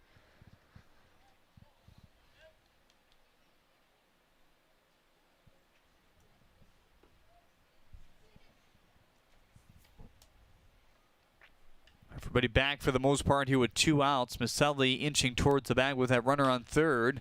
Here's a tapper to Pontius. Behind it to Gray for out number 3. 7 batters do come to the plate. 2 more runs come across. It's Cameron Comer and Ron Williams Jr. who score to make it 3-1. Dunham Sports is a proud partner of the USPBL. Big names, low prices, delivering value since 1937. First State Bank is a locally owned and operated business. We're part of your community. At fsbcares.com, you'll find ways that we're making a difference by featuring locally owned and operated businesses, providing access to helpful financial resources, and engaging with community. FSBcares.com is part of our commitment to the neighborhood because strong neighbors mean stronger communities. Where good neighbors do great things. Member FDIC, an equal housing lender. We joined Green Path and instantly felt a support around us. They developed a plan on paper, and this is how we're going to do it. The plan that they gave me was something that was sustainable. It was something I could do. It was actually lowering my payments monthly by hundreds of dollars. Choosing Green Path is a no-brainer.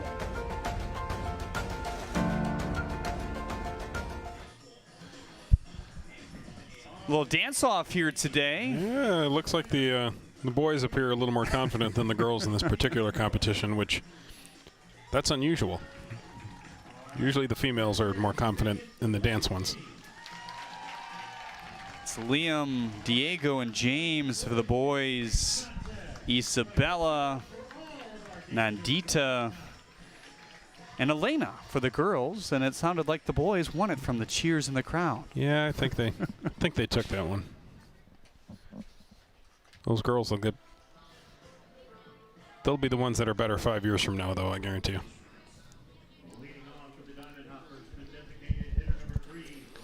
Riley Mahalik, Greg Vaughn Jr., Trevor McKinley. Your Zach Hart agency men due up here in the fourth.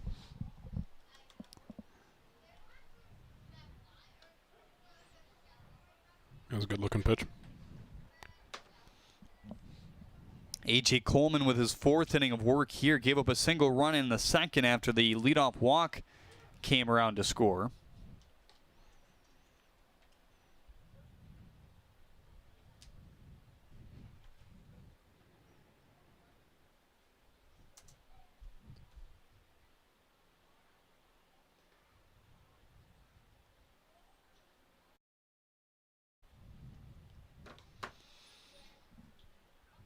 One and two on Mahalik. He's just overall doing well right now. Hits in 8 of his last 10. And at the start of that stretch, his average 182. And it's jumped to 247. At this stage in the season, that's a pretty big deal. Yeah, it's a good hot streak. So in his last 10, hitting 385, he's 10 for 26 with 5 RBIs. But Coleman says, no, I'm going to strike you out here. He wasn't impressed, I guess. This is also a guy who's finding greenery more often than not. Greg Vaughn Jr. had a single back in the second off the bat at 90.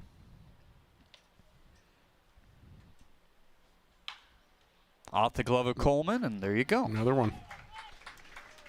And again, you get those bounces when you're feeling good. But they never fall when you're not feeling good. Well, when you are swinging the bat well, which he is, sample size becomes your friend. Eventually those things even themselves out. And he was owed some good luck.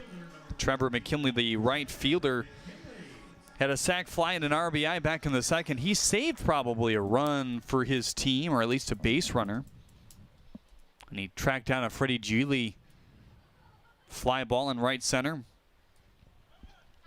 In motion to second base, Vaughn Jr. Pretty good throw, not in time. Pretty good jump and picked a good ball to go on. Was a good throw by Comer. Comer gives you a good throw far more often than not. Another TCF Bank stolen base here in the fourth. Get a second look at it here in the YouTube monitor. Looked to be the right call as he slid in time just behind the tag by Sam Troyer at second base there. Troyer is here to get that. Holding the runner might have helped a little bit. Vaughn Jr. able to advance his way to third, and that's the second out here in the fourth inning.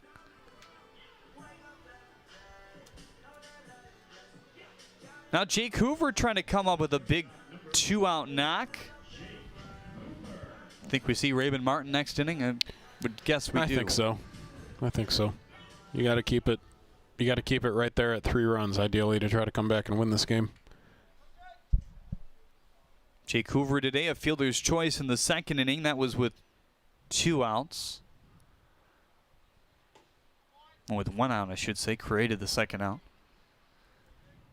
But that's ultimately where we saw the run score for this Diamond Hoppers team.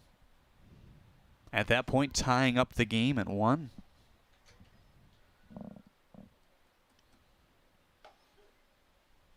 Nice curveball in for strike 1. Curveball's been pretty good here today for A.J. Coleman. It has. Good command. Came in today, 25% swings and misses on it. Can add another 10% for strikes called.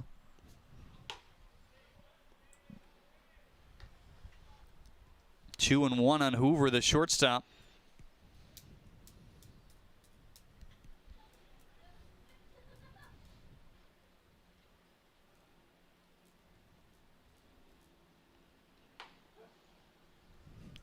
In for strike 2. Jordan Pontius, your Zach Hart agency man on deck in the 4th.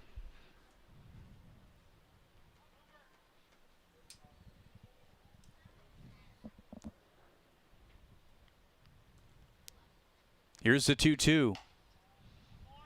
87-mile-an-hour fastball outside. That's still the pitch that Coleman's the least consistent with, is when he tries to hit the outside corner with his fastball. Looks like Ferguson in the pen for the Beavers. The recently available Jack Ferguson.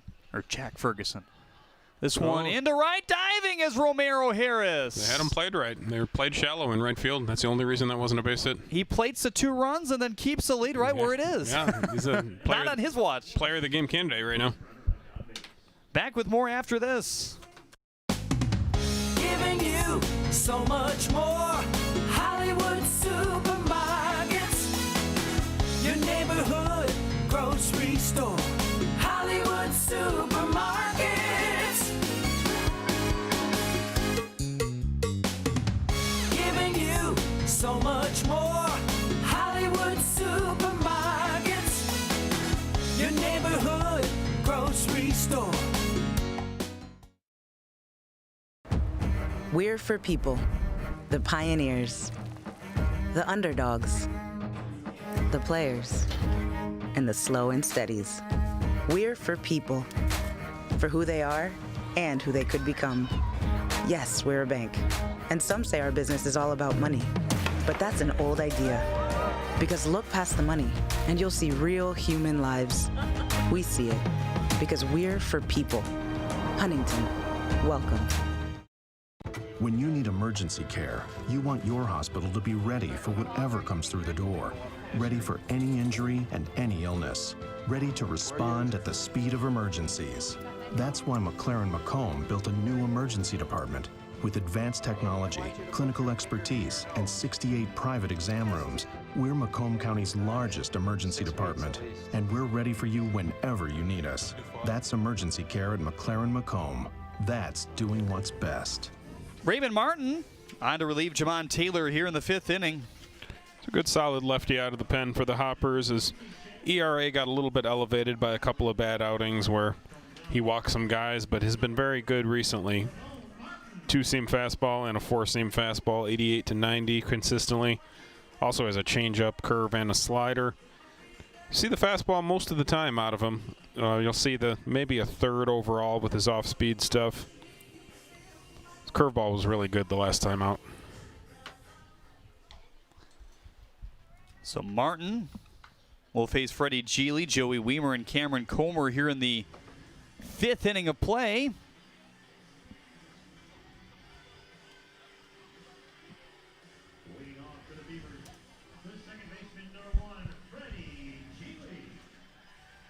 Geely, 2 good swings so far against Jamon Taylor. Now he'll face Raymond Martin.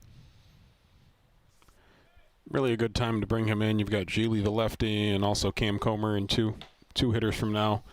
A lefty, a couple of the better bats on this team. Martin with a 3.97 ERA to this point, 22 2/3 innings, 17 walks and 18 strikeouts thus far. It's too many walks for him. But, again, those were really largely from a few outings, and he's been better since.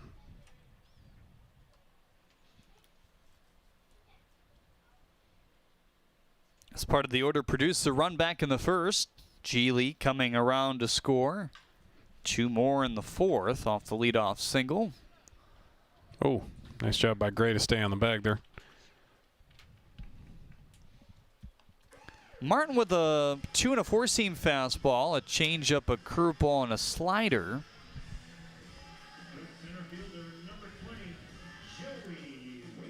Four outings in a row without a run thus far.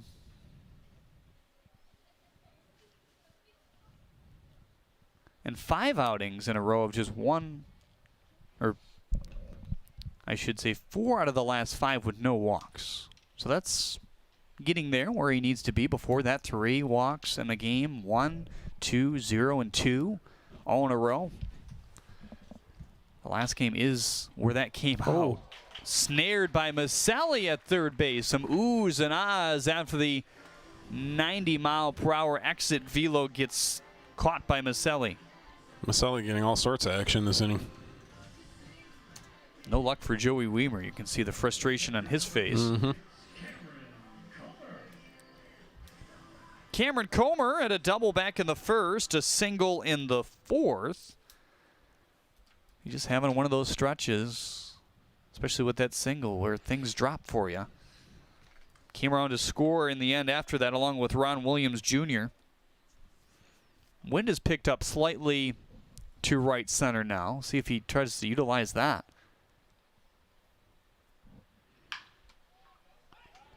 Boy. I mean, you need to mix your pitches, but I think from Martin's standpoint, when he's going lefty on lefty against some of the better guys, he's got to throw more curveballs. He threw it first pitch to Comer, and you can just see how much depth it had. You know, it's going to be a really tough pitch for a left-hander to hit with any authority if he throws it more.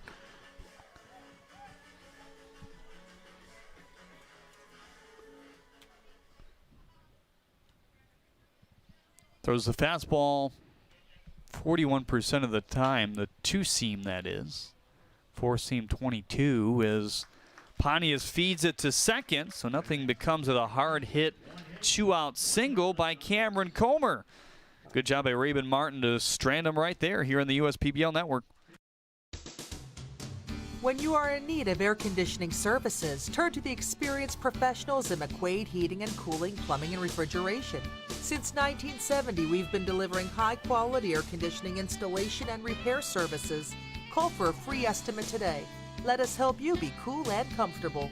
For comprehensive HVAC services, contact McQuaid Heating and Cooling, Plumbing and Refrigeration today. Figuring out creative ways to occupy 2 boys can be challenging, but when I get inspired, I'm glad I have my Chevy Silverado. It's the perfect tool for any project I come up with, from its power up-down tailgate to having more cargo volume than any other pickup. With my Silverado, no project is out of reach. Lease a 2020 Silverado Custom Crew Cab for just $323 a month. Put it in D and see why Chevy drives the Motor City. Kid a Game, sponsored by Blue Cross Blue Shield of Michigan. Landon Wootson here today. Wilkerson Elementary, just 8 years old. Favorite activity, playing baseball, football, and Roblox. Looks like he's got a game ball there for the Tigers, number 73. So looking good, Landon. Maybe we'll see you here one day today at Jimmy John's Field. There's all the Shake It Off dancers. Getting the kids involved on a holiday here, Labor Day. A.J. Coleman is done. Gavin Wayman Amani Godfrey replaces him, I beg your pardon. So Godfrey on for the 5th inning. I'm a little surprised they made a change here.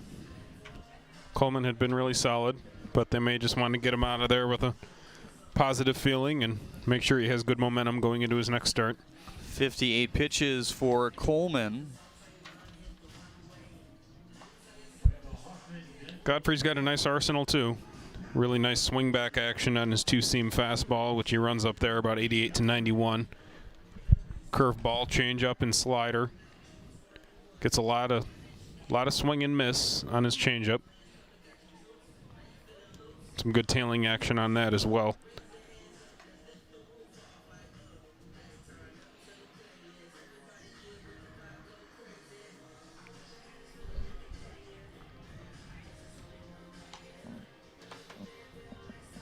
Godfrey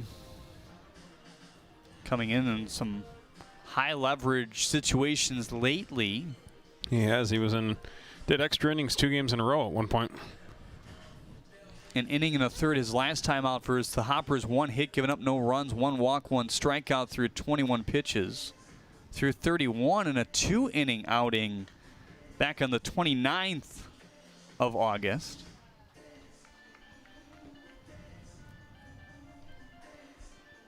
Jeremy Addo alongside Dan Griesbaum Jr. to bring you the call here today. PJ Gradowski is our director. Jeremiah Hergot, our graphics man and producer here today. So glad you could tune in on this fine Labor Day. A little bit muggy out there, but the temperature right around 80 degrees. Got any plans after this, Jeremy? Not that I know of so far, but you never know. How about you? Yeah, I think the wife's having some people over right around now. Hopefully they're watching. Hopefully they're watching the broadcast. There you go. Hello, anybody watching in the Griesbaum family? Knowing my wife, she is probably watching something else. But hopefully, maybe somebody else in the family will remember to watch me. 1-1 on Jordan Pontius. 9-1-2 due up. Brought to you by Zach Hart, Agency, Maselli, and De La Cruz to follow. Big lifting swing at a 91-mile-per-hour fastball by Pontius. It's a deep arsenal for this man coming out of the bullpen. He doesn't use the full one when he comes out of the pen, though. Curve and four-seam the least lately. We see the two-seamer, the change-up, and the slider most frequently lately. He could definitely live on those, especially because it's, they all have action on them. The two-seam and the change really tail away, whereas the slider bites away from the righty. A lot of guys in relief will simplify their arsenal a little bit. Pontius with a ground ball to the second baseman, Geely, his first time up. That ended the second inning. It could have been worse for A.J. Coleman. He saw in total 3 base runners. A run coming off the sac fly. Oh. Off the bag, barehanded over to first. Ah, man. That would have been one for the ages. That would have been a terrific play. But just not in time over at first. Great play on both ends, too. Barehanded by Cuevas and a nice scoop by Williams as well. Well, if one hops off the bag, if you get a second look at it here on YouTube, I mean, that's the bounce you want, I guess, if you're Caesar. But it takes hand-eye coordination to not only track it, but also track it with your bare hand. And if you miss it, all of a sudden it's a double. Right. Do or die play. Ball one outside to Anthony Maselli. TJ Riles lost his ball in the sun. And in the end, Maselli credited with a double. It's a big chance here for the Hoppers. One whittled foul, 1-1 on Maselli. Couple battles of ABs for him, a 3-1 count back in the third and a 2-2 count in the first. If Maselli can get on here, the Hoppers will really be in business. 2-3-4 coming up.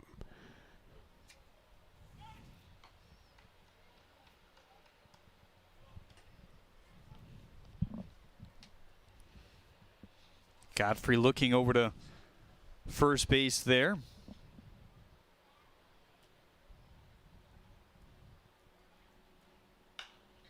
Popped him up. Shielding the sun. Caesar here, a different type of difficult play for him now.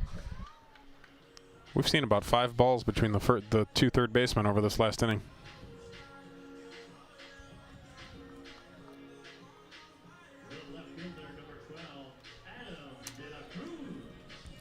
Now Adam De La Cruz look to get on here. Diamond Hoppers trying to stay undefeated here in the push to the playoffs push.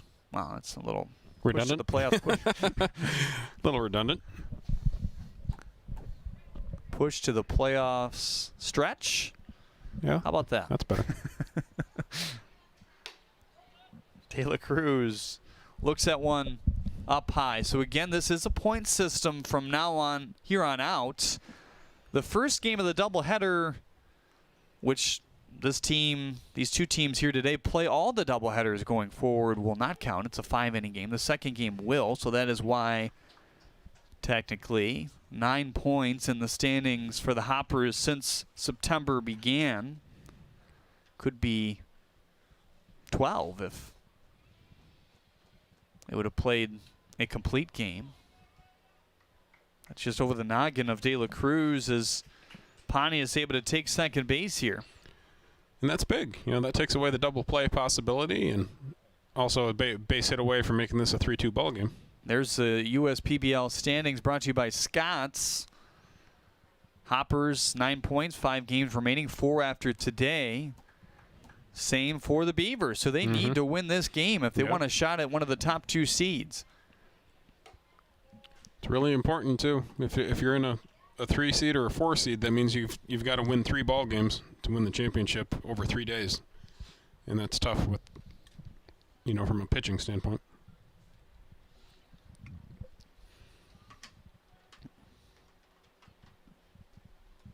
Here's the 3-1 outside. He walked him, and then I'll put runners on first and second with Xavier Warren coming up, who's swinging the bat better. This might be the Hoppers' chance here to get back in this ball game. 2 guys on, 1 out. Their best bats coming to the plate. 5 hits in his last 5 games. Pair of RBIs, 6 walks in that stretch as well. Compared to just 2 Ks on the year. 18 walks to 8 strikeouts. Good enough for a 420 plus on base percentage after today. Gray on deck. He's hit a couple balls to the shortstop Troyer so far today. The last for a double play to end the threat in the third. High and away. 1-1 on Xavier Warren. Riley Mahalik due up a couple batters down as well. He struck out his last time up against A.J. Coleman. Good plate discipline there by Xavier for ball 2. Overall, and I know we've talked about it, but it's just good to see this kind of pitching for Xavier Warren. And nothing is better than not playing, I guess, at this point. I think it's similar pitching to what he would see in, lower level affiliated ball. So Troy to second, Giglio to first. Easy 6-4-3 double play. Ends the threat here in the 5th inning. Still a 3-1 lead for the visiting Beavers here today. They call me Prospects. Since the day I was born as a diver's watch, the challengers of the world have taught me many things. Life is not a numbers game. It's about challenging ourselves. No matter what happens, just follow your heart. These pioneers drive our generation forward, not by setting records, but by never giving up. Keep going forward. Prospects. Available at Lucido Fine Jewelry. Looking for a great rate on a new vehicle? Introducing our credit union's Drive promotion with rates as low as 1.89% and no payments for 90 days. Or refinance and save on your current auto loan with our 1% lower guarantee. You can now get pre-approved and close a loan remotely with our convenient online application process. Stop in today or visit ourcuonline.org/drive to drive away happy.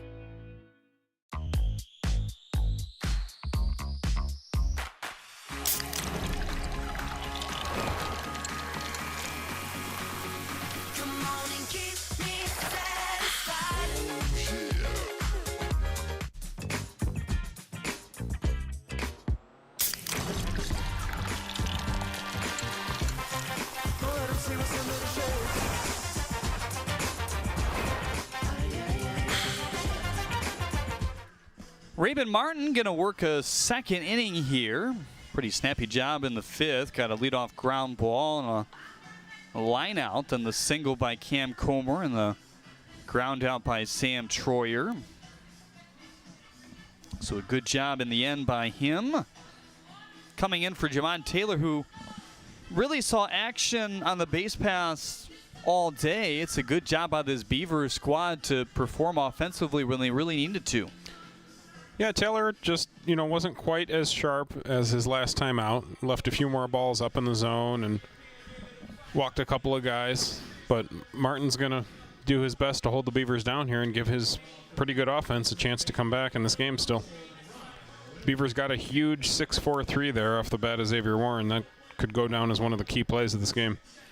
Single and a walk for Ron Williams Jr. He scored a run back in the 4th. That was part of a 7-batter 4th inning for Von Joshua's team. Wow, that's a good swing into the gap area in right center field. Under the glove of McKinley. Williams off to the races here. And boy, if that trickled just a little bit further, that's triple territory. Well, Vaughn did a good job getting over there to back him up. That's a key thing as a center fielder. Make sure you're in on all those type of plays just in case. Off the bat at 90.9. He's starting to find a groove. Yes, he is. I don't know, with Ashanti Wheatley here, a guy who hasn't been playing in a while, this could be a very key insurance run on second base. You might want to think about bunting him over. Or if he's a good situational hitter, just try to hit a ball to the right side. Ashanti Wheatley, a walk back in the 2nd and a strikeout in the 4th.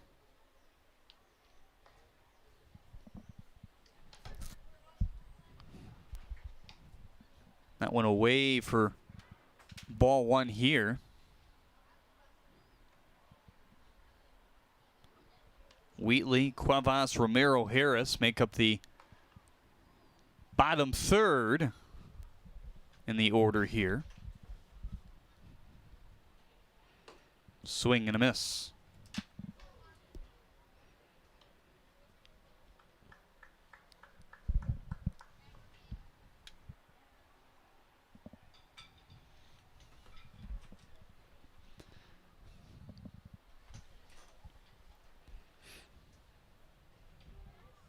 Williams Jr. edging off of second base. He's got a good lead. Secondary, a couple more, and that's going to allow him to take this bag with ease.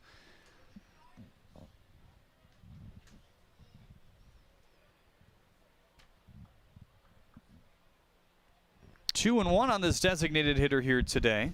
Hoppers will have to play in now. They got to cut this run down at home. Can't allow another run here in the 6th inning when you're already down 2. Not a situation they've really been in all throughout this push to the playoffs here. Maselli, Hoover, Pontius, and Gray all pinched into the cut of the grass. Here's the 2-1, swing and a miss. 2-2 on Wheatley. Bottom of the order today has gone on base 3 times, including the big time 2 RBI double to untie this game in the 4th by Romero Harris.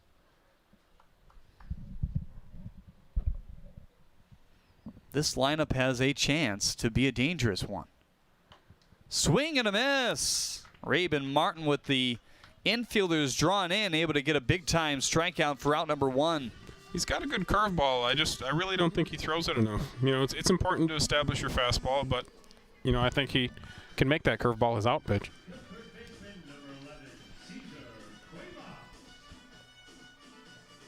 Cuevas reached on an error in the 4th. Grounded into a 4-6-3 double play back in the 2nd as well. Big gap for him in left center field as the center fielder shades him to the right of the second base bag here.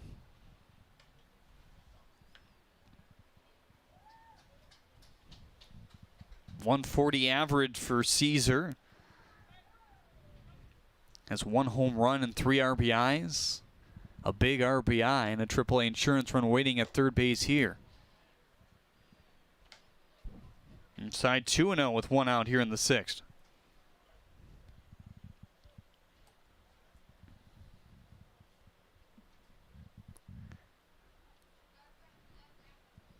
Some more action in the Hoppers' pen. Nick Leo up. Not sure he's thrown quite yet.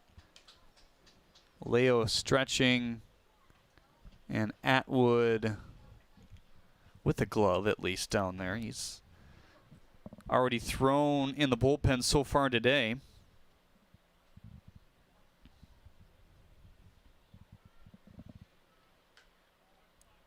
Oh.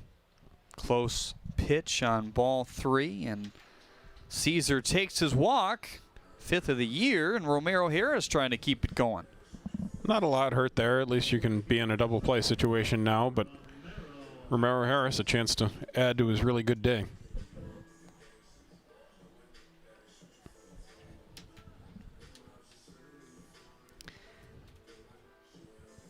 Harris able to capture RBIs 14 and 15 off his double that landed in a perfect spot between Vaughn and De La Cruz and left center as strike 1 is looked at there from Rabin Martin.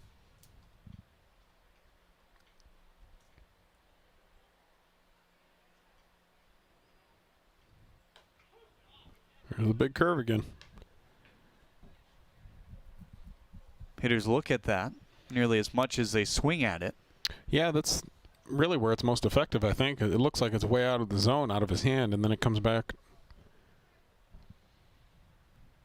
Same is true for the slider. The 0-2, hot shot to Maselli, feeds to second in time, over to first. You bet! Maselli playing in. Great feed to second base, and a big-time double play to clear the bases here in the 6th inning.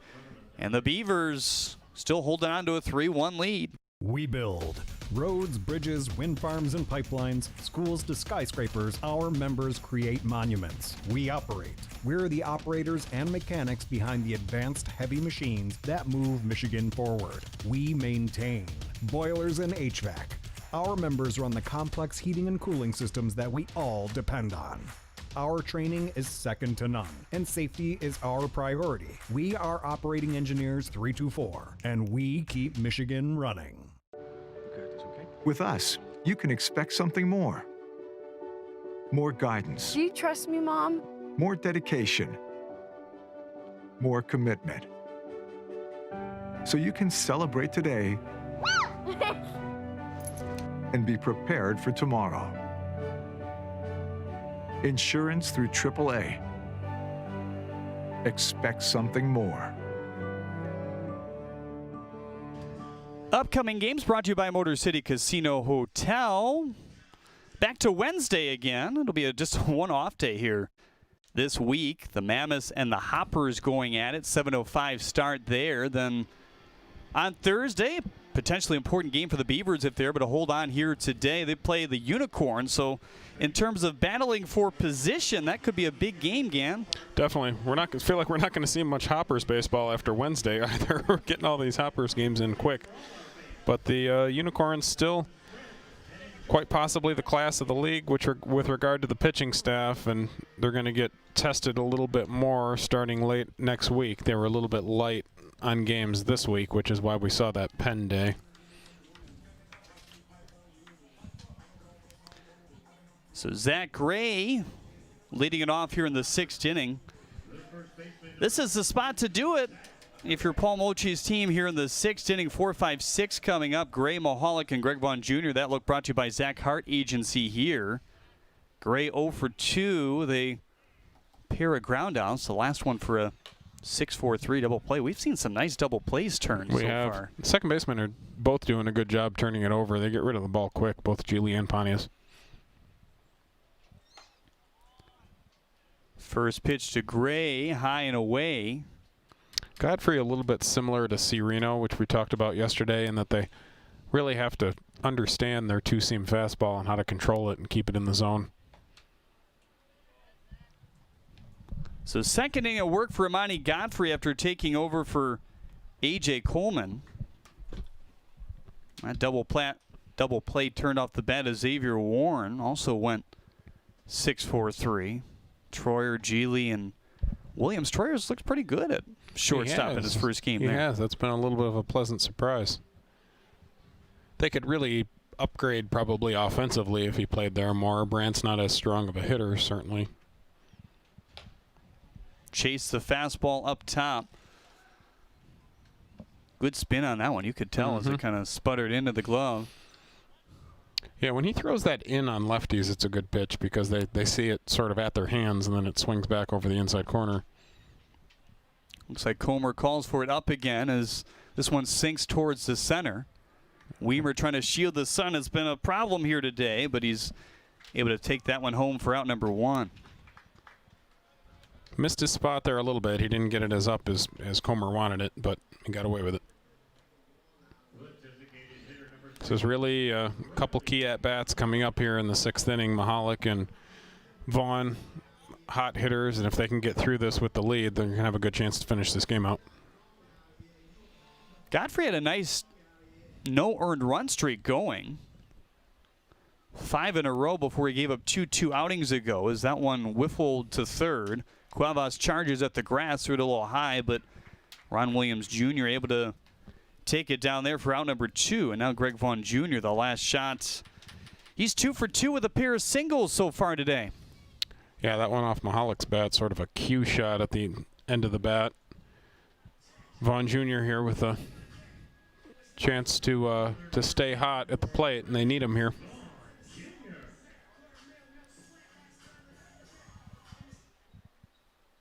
Two sharp singles as well. Cheap contact.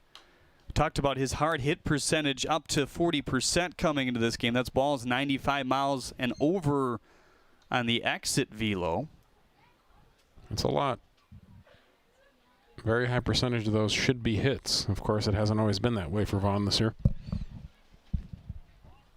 That one way outside for Lonnie Godfrey. 6th inning today brought to you by Pepsi on the USPBL Network. Some more Labor Day baseball for you here. Jeremy out alongside Dan Griesbaum Jr. to bring the call today. So glad you could tune in on the sun-soaked Monday. That one in for strike 2. 79-mile-per-hour slider. Looked good off the arm of Godfrey. Some good spin on it, too. 23-15 on the spin rate. He may throw it again here back-to-back it, but lower. No, he didn't. Dusting him away on the high strike 3, and Vaughn Jr. strikes out. That's not something he's been doing lately. Nope, not much at all. Time for your Metro Detroit Chevy Dealers Race here on the USPBL Network. Those Motor City wheels are messing around, waiting to get the call to go downtown. La la la la la la la la. Taking some time and having some fun, waiting to get the call that it's time to run. Holy Hot Rods, it's race time. Chevy Detroit wheels, start your engines. What do you got here today? You got to see who comes out. Yeah, I want to see him. I want to see him first. That's a storming start. Oh, geez, that's a hot start. Shelley, I'll stick with Shelley Chevelle. I mean, that's a big lead. I feel like I'm cheating, but you never know, though. Sometimes they have these pit stops, and sometimes they stop to taunt. You just don't know what you're going to get. You could run into Von Joshua. You don't know what's going to happen. Oh, Camaro. Oh, some bumping, some trading paint. My goodness. There's no love loss on Labor Day here. No, that was not a pleasant holiday drive. Wow. That's quite the finish. One of the better ones we've seen nasty lately here. Austin Atwood coming on in a big spot for his team, trying to keep it right where it is. The top of the 7th inning, and see if the offense can do some damage in the bottom. Yeah, it'll be on Atwood here to keep it close, give his team a shot in the bottom half.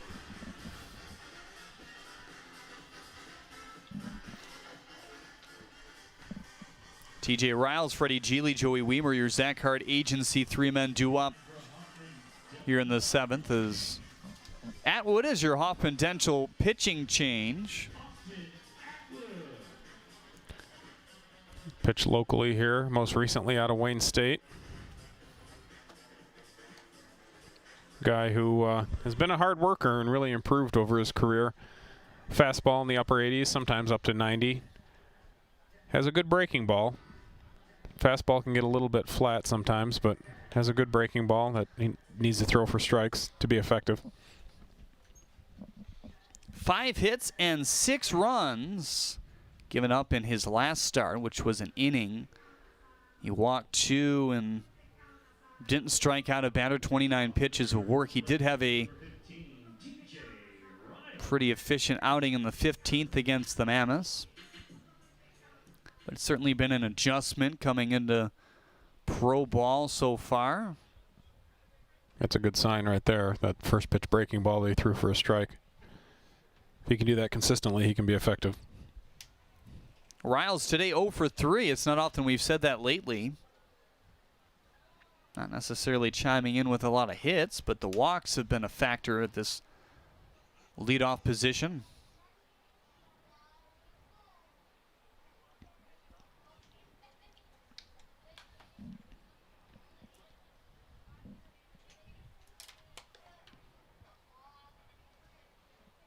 Third baseman Maselli playing in. Everybody else pretty far back.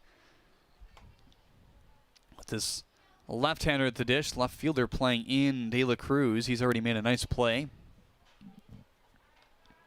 Sliding early on. That was actually against Riles, wasn't it?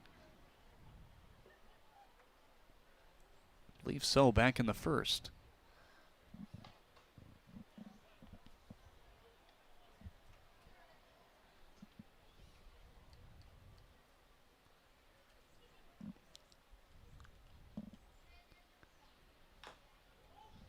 And on the hands.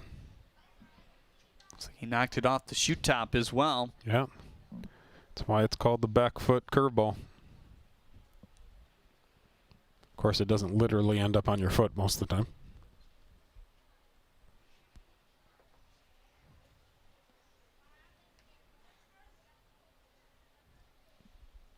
Two popped him up. Boy, the sun has been an adventure for everybody today as Maselli trying to shield it right, and Hoover sliding his way through. Let's send that to the highlight reel. My goodness. Not only is that a great play by Hoover, but a great play by Maselli to literally hop over him. He looked like Ribby. My goodness. Get a second look at it on the YouTube monitor. Hoover losing the ball cap as he slid over to make that catch. Great camera work by the fellas as well.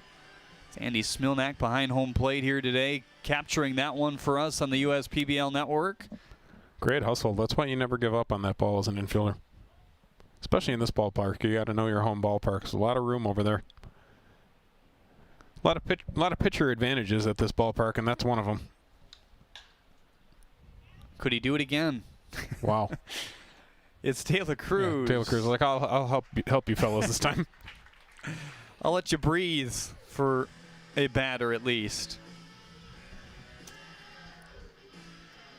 Joey Weimer 0 for 3 today. He had a line drive to the third baseman Maselli, who handled it. Looks like we got the closer Price getting loose down there.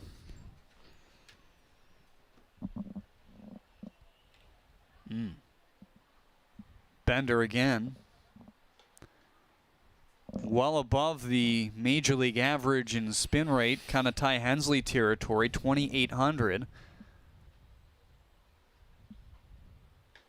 Another one snapped off as it tails out of the zone. May as well stay with it. Or possibly show a fastball out of the zone and then come back with it again.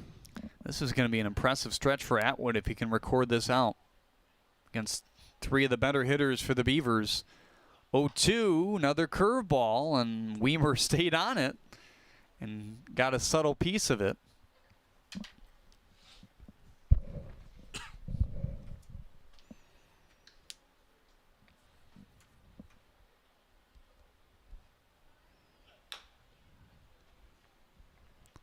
Grunts the fastball, trying to tuck it to the outer third of the plate there, but again, Weimer able to get a piece. Cameron Comer, you don't want to see him.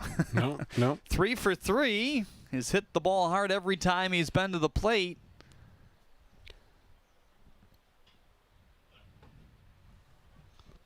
That one low, 1-2 on Joey Weimer now. I think you got to come back with the deuce here. It's been strong today. He's got good spin on that curveball. There it is. Nope, got away. That's a tough break. That's a tough break. It was a really good pitch against good hitter. Weimer actually could have made the turn there and had a decent shot at going to second. That's a long way for Warren to throw that ball. That one all the way kind of in the corner. The furthest throw you can have probably as a catcher, then it's probably the longest one you'll go after as well without having your infielder come. So the 1-2-3 inning was in order for Austin Atwood. Let's see if he can bear down and get Cameron Comer. For Comer, he'd love to just hit one out of here and make this game a little out of reach. Already might be that way with the bottom of the order coming up and your closer warming up. He's been a little up and down as the season has gone on, but has shown when he's on point that he can strike out some of the better hitters in this league. This performance probably edges Comer's average over the 300 mark again. Came in at 289 today. Tried to take that last ball downtown. He added RBI 16 back in the first inning as well. Here's the 1-1. Low, 2-1 on Cameron Comer now.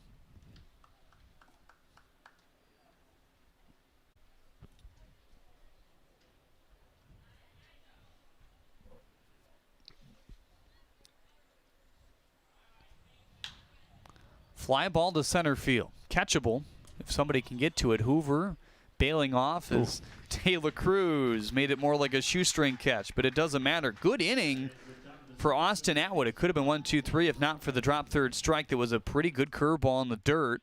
Time for your 7th inning stretch, presented today by Genesis Credit Union. To Chris Snyder we go.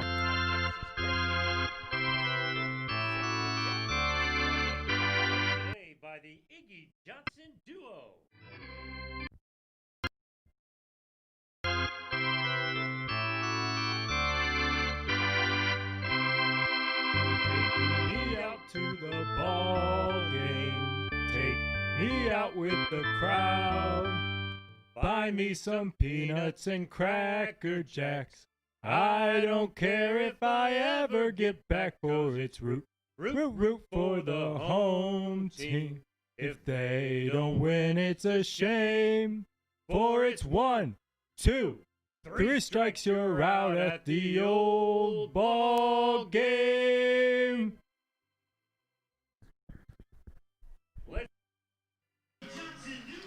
Well, there you go. Take me out to the ball game, presented by Genesis Credit Union here today. Jared Price trying to close out this 3-1 victory.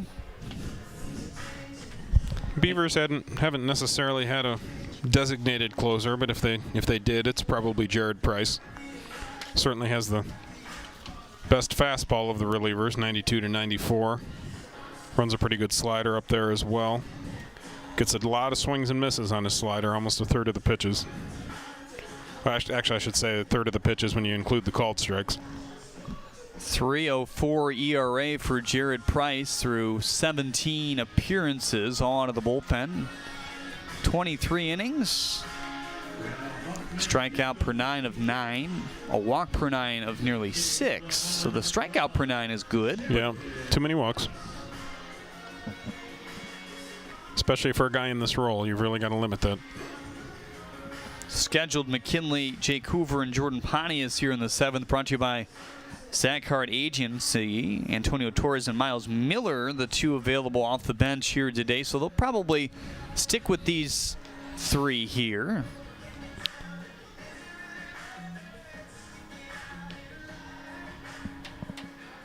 The 1 run came off the legs of Riley Mahalik, driven in by the sac fly by Trevor McKinley back in the 2nd.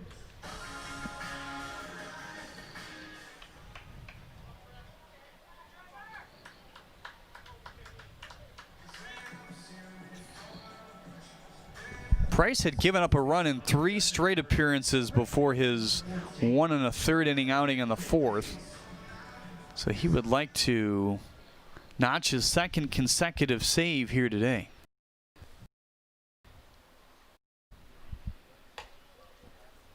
Crowded him with that one. Couldn't check it on the 91-mile-per-hour fastball.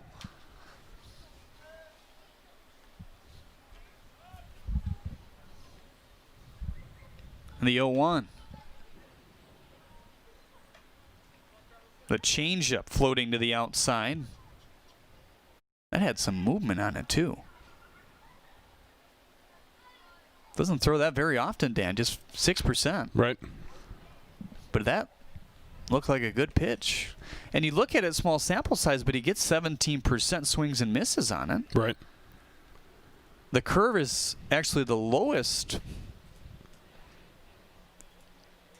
of his 3 complementary pitches to the four-seam fastball, 9%. Shattered his bats.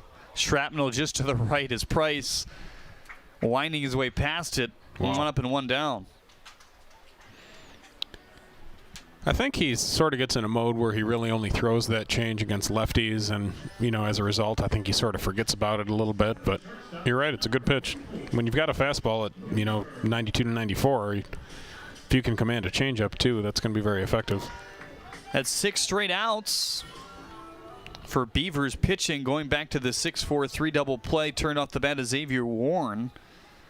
That was when Godfrey was on the mound, his first inning of work. First pitch to Hoover away.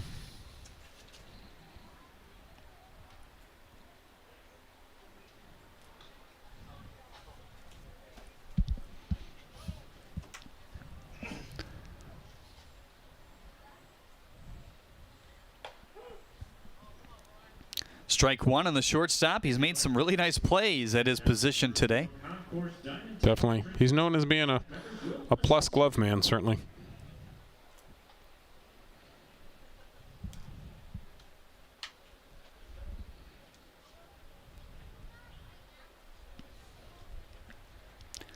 One slider snapped to the exterior at 82. Good patience there by Hoover to lay off. He reached on a fielder's choice back in the second and lined out in the fourth.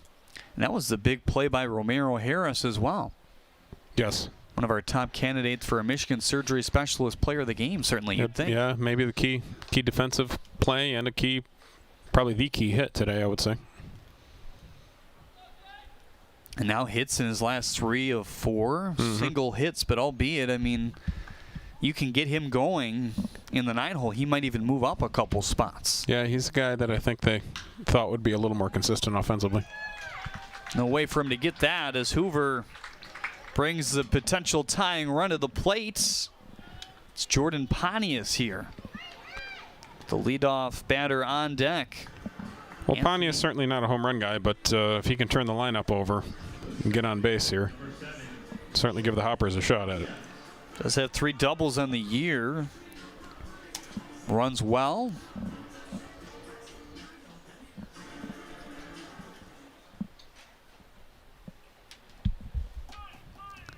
Cuevas plays in at third base. Is that 92-mile-per-hour fastball buried in a perfect spot for Jared Price there.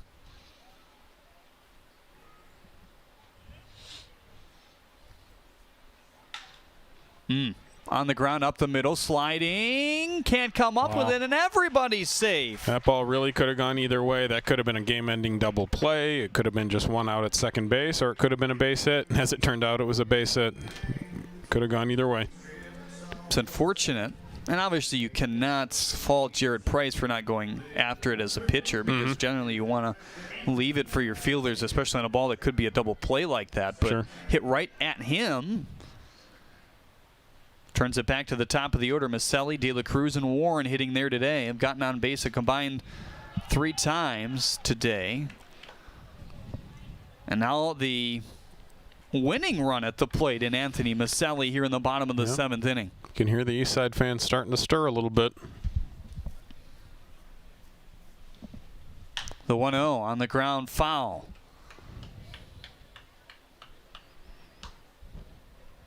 Seven-inning game. The rest of the way here in the USPBL, despite the first game of the doubleheader.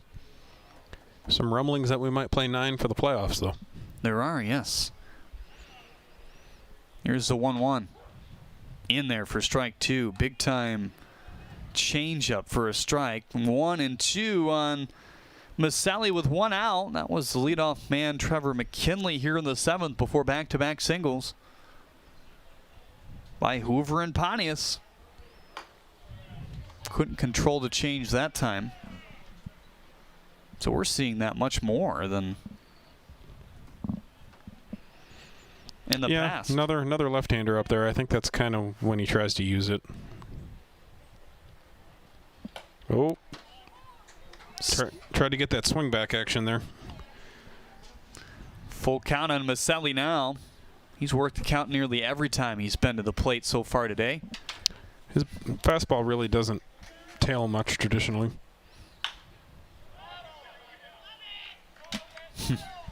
You can hear these Hoppers fans chirping, as Dan kind of alluded to. Spread out as they may be. 17 pitches in this inning already for Price. It's a big one here.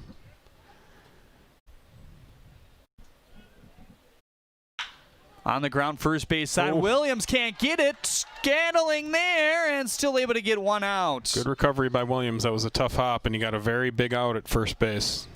Keeps the winning run off the bases at least, and now 2 outs for Adam De La Cruz. And a guy, for when he's best, hitting doubles in the gap. A double in the gap would tie this one here in the 7th. Yeah, I think with Pontius a pretty good runner at second base, a single's probably going to tie it as well with 2 outs. He's going to be running on contact.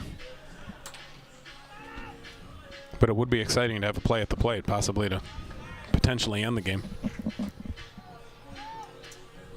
Adam De La Cruz, a pair of walks today. That means he's got 21 in the year to 20 strikeouts. So he's kind of been going back and forth between even or 1 strikeout up or 1 walk up. He does have 6 doubles on the year and 7 RBI. Has scored 18 runs. Should he find a way to hit it out of the park, would be his first home run this year.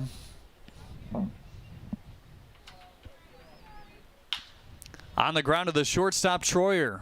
Ranges, throws to first. The pick by Ron Williams Jr. saves the party and the celebration because the Beavers have 3 points. That's not an easy play for a guy who hasn't been playing shortstop either. That's in the hole. He's got a long throw, and his first baseman made a nice pick to end it. Boy, do the Hoppers threaten here in the 7th inning, but a good job by Jared Price to bear down and get some ground balls in the end. He sucked it up. I think the story from a pitching standpoint with the Beavers, though, is another pretty good quality outing from A.J. Coleman. And that's, somebody that they have to have going forward here to give them a good start. 6 points for these Eastside Diamond Hoppers now, or for the 9 points for the Diamond Hoppers, 6 for the Beavers, and they're tied with the Unicorns all of a sudden. Yeah, it's going to get interesting here. This was a game that they had to have to make it interesting, and they got it. This was a big ball game for the Beavers. Back with our Michigan surgery specialist player of the game when we get back in our Auto Lab postgame show.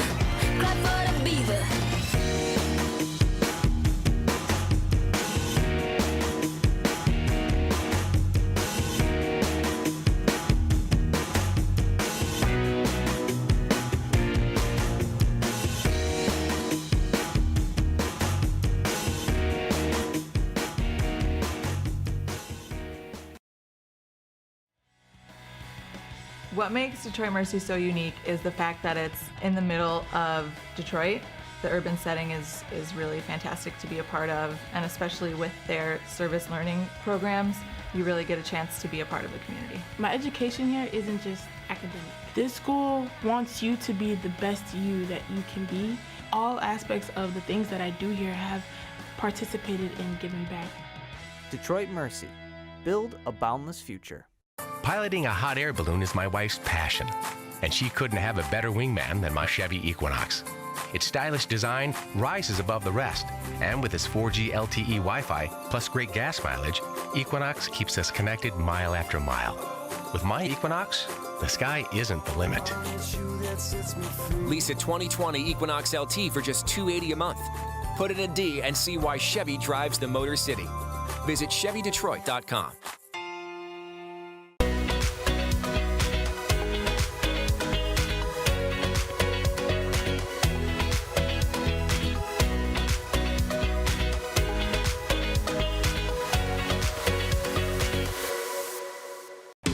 Order Jimmy John's and we'll bring it to your car door. Leave it at your front door or have it ready for you at our drive-thru. Just use jimmyjohns.com or our app to tell us what sandwiches, drinks, chips, and cookies you're hungry for. When you want it and how you want it. We're ready.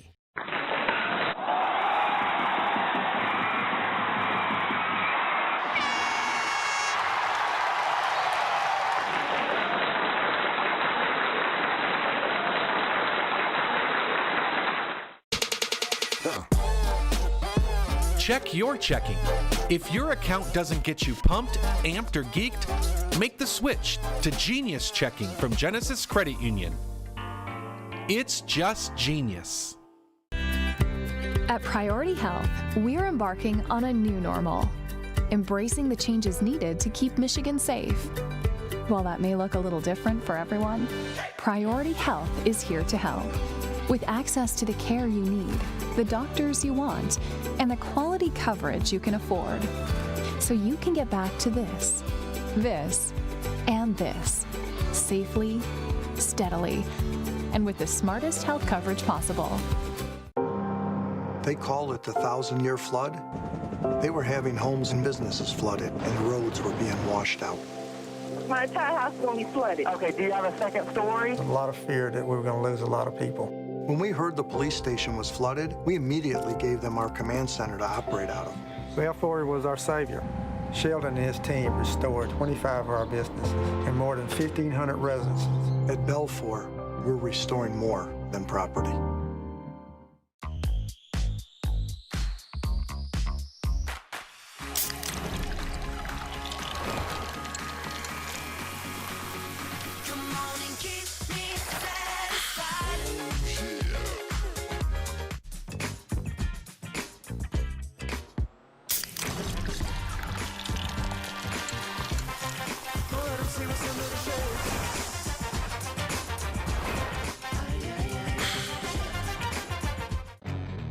Crack open a Budweiser and experience the refreshing taste of summer. Make every moment of summer count by picking up Budweiser today.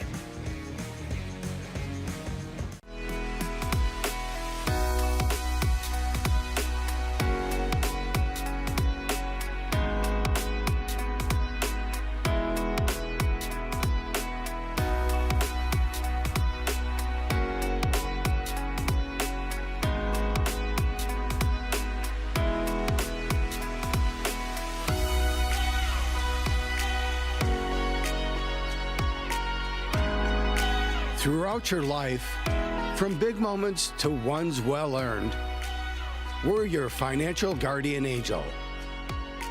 Alliance Catholic Credit Union.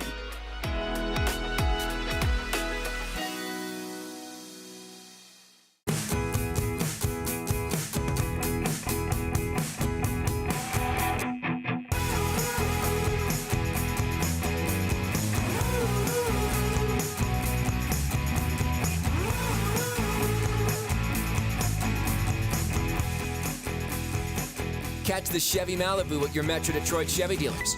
Lease a 2020 Malibu 1LT for just $288 a month for 24 months. Put it in D and see why Chevy drives the Motor City. Welcome back to our Auto Lab post-game show here from Jimmy John's Field. A big-time 3-1 victory for the Birmingham Bloomfield Beavers here today over the #1 seed right now in this push to the playoffs. As we welcome you to the 92 Media Desk here with Romero Harris, our Michigan surgery specialist, player of the game. When you look at it, Romero, this was almost like a must-win for you guys. Yeah, definitely. With this month really counting, you know, in terms of the playoff seeds. Yeah, we were just out here trying to finally get a win against the Diamond Hoppers. So. They've been a hot offense, and you did a good job to do just enough to kind of settle them down, right? Yeah, definitely. We had, I believe, 7 hits this game. So, yeah, so the barrels definitely came out today. Well, you look at your day here today. It was a big one on the defensive side and certainly the offensive side as well. Take you to the hit first, which put your team ahead 2 with runners on first and second. Just kind of a double to the left field gap. Kind of what you were looking to do in that situation. Yeah. So I had guys in scoring position, and I had 2 strikes at the time. So I was really just trying to shorten up and just basically bringing a couple guys right there. And then your diving catch stranded a runner on third base in a big spot as well after you guys had taken the lead. What was the read like on that one as well? Yeah, he had 2 strikes up, I believe, and I was just playing a normal flare position like I normally do, and it just happened to be right there. Probably didn't need to dive on it, but you can never be too sure. Chatting in with Romero Harris. He's our Michigan surgery specialist, player of the game here in our Auto Lab post-game show. Overall for you, this is your 3rd hit in the last 4 games, maybe shortening up a little bit as the season goes on? Yeah, definitely. I'm constantly making adjustments, every at-bat. I kind of just need to trust myself and know what, got me here in the first place. Yeah. Sometimes you just got to, you got to be your best coach. So. Yeah, absolutely. And this offense has a chance, I think, to be pretty dangerous when you look at some of these hitters. Oh, yeah, definitely. I think that, when our guys are going to get hot this year, is definitely going to be in the later run around the playoffs. But, yeah, we're definitely heating up right now. Romero, thanks for stopping by here today. Great game today. A double, a couple RBIs, and a diving catch as well for our Michigan surgery specialist, player of the game. We'll see you again on Wednesday, a day off for everybody here in the USPBL. This push to the playoffs continues. The Hoppers still on top with 9, but the Beavers made it a whole lot more interesting as they tie with the Unicorns at 6 apiece now. We'll see you on Wednesday. Have a great rest of your Labor Day, everybody.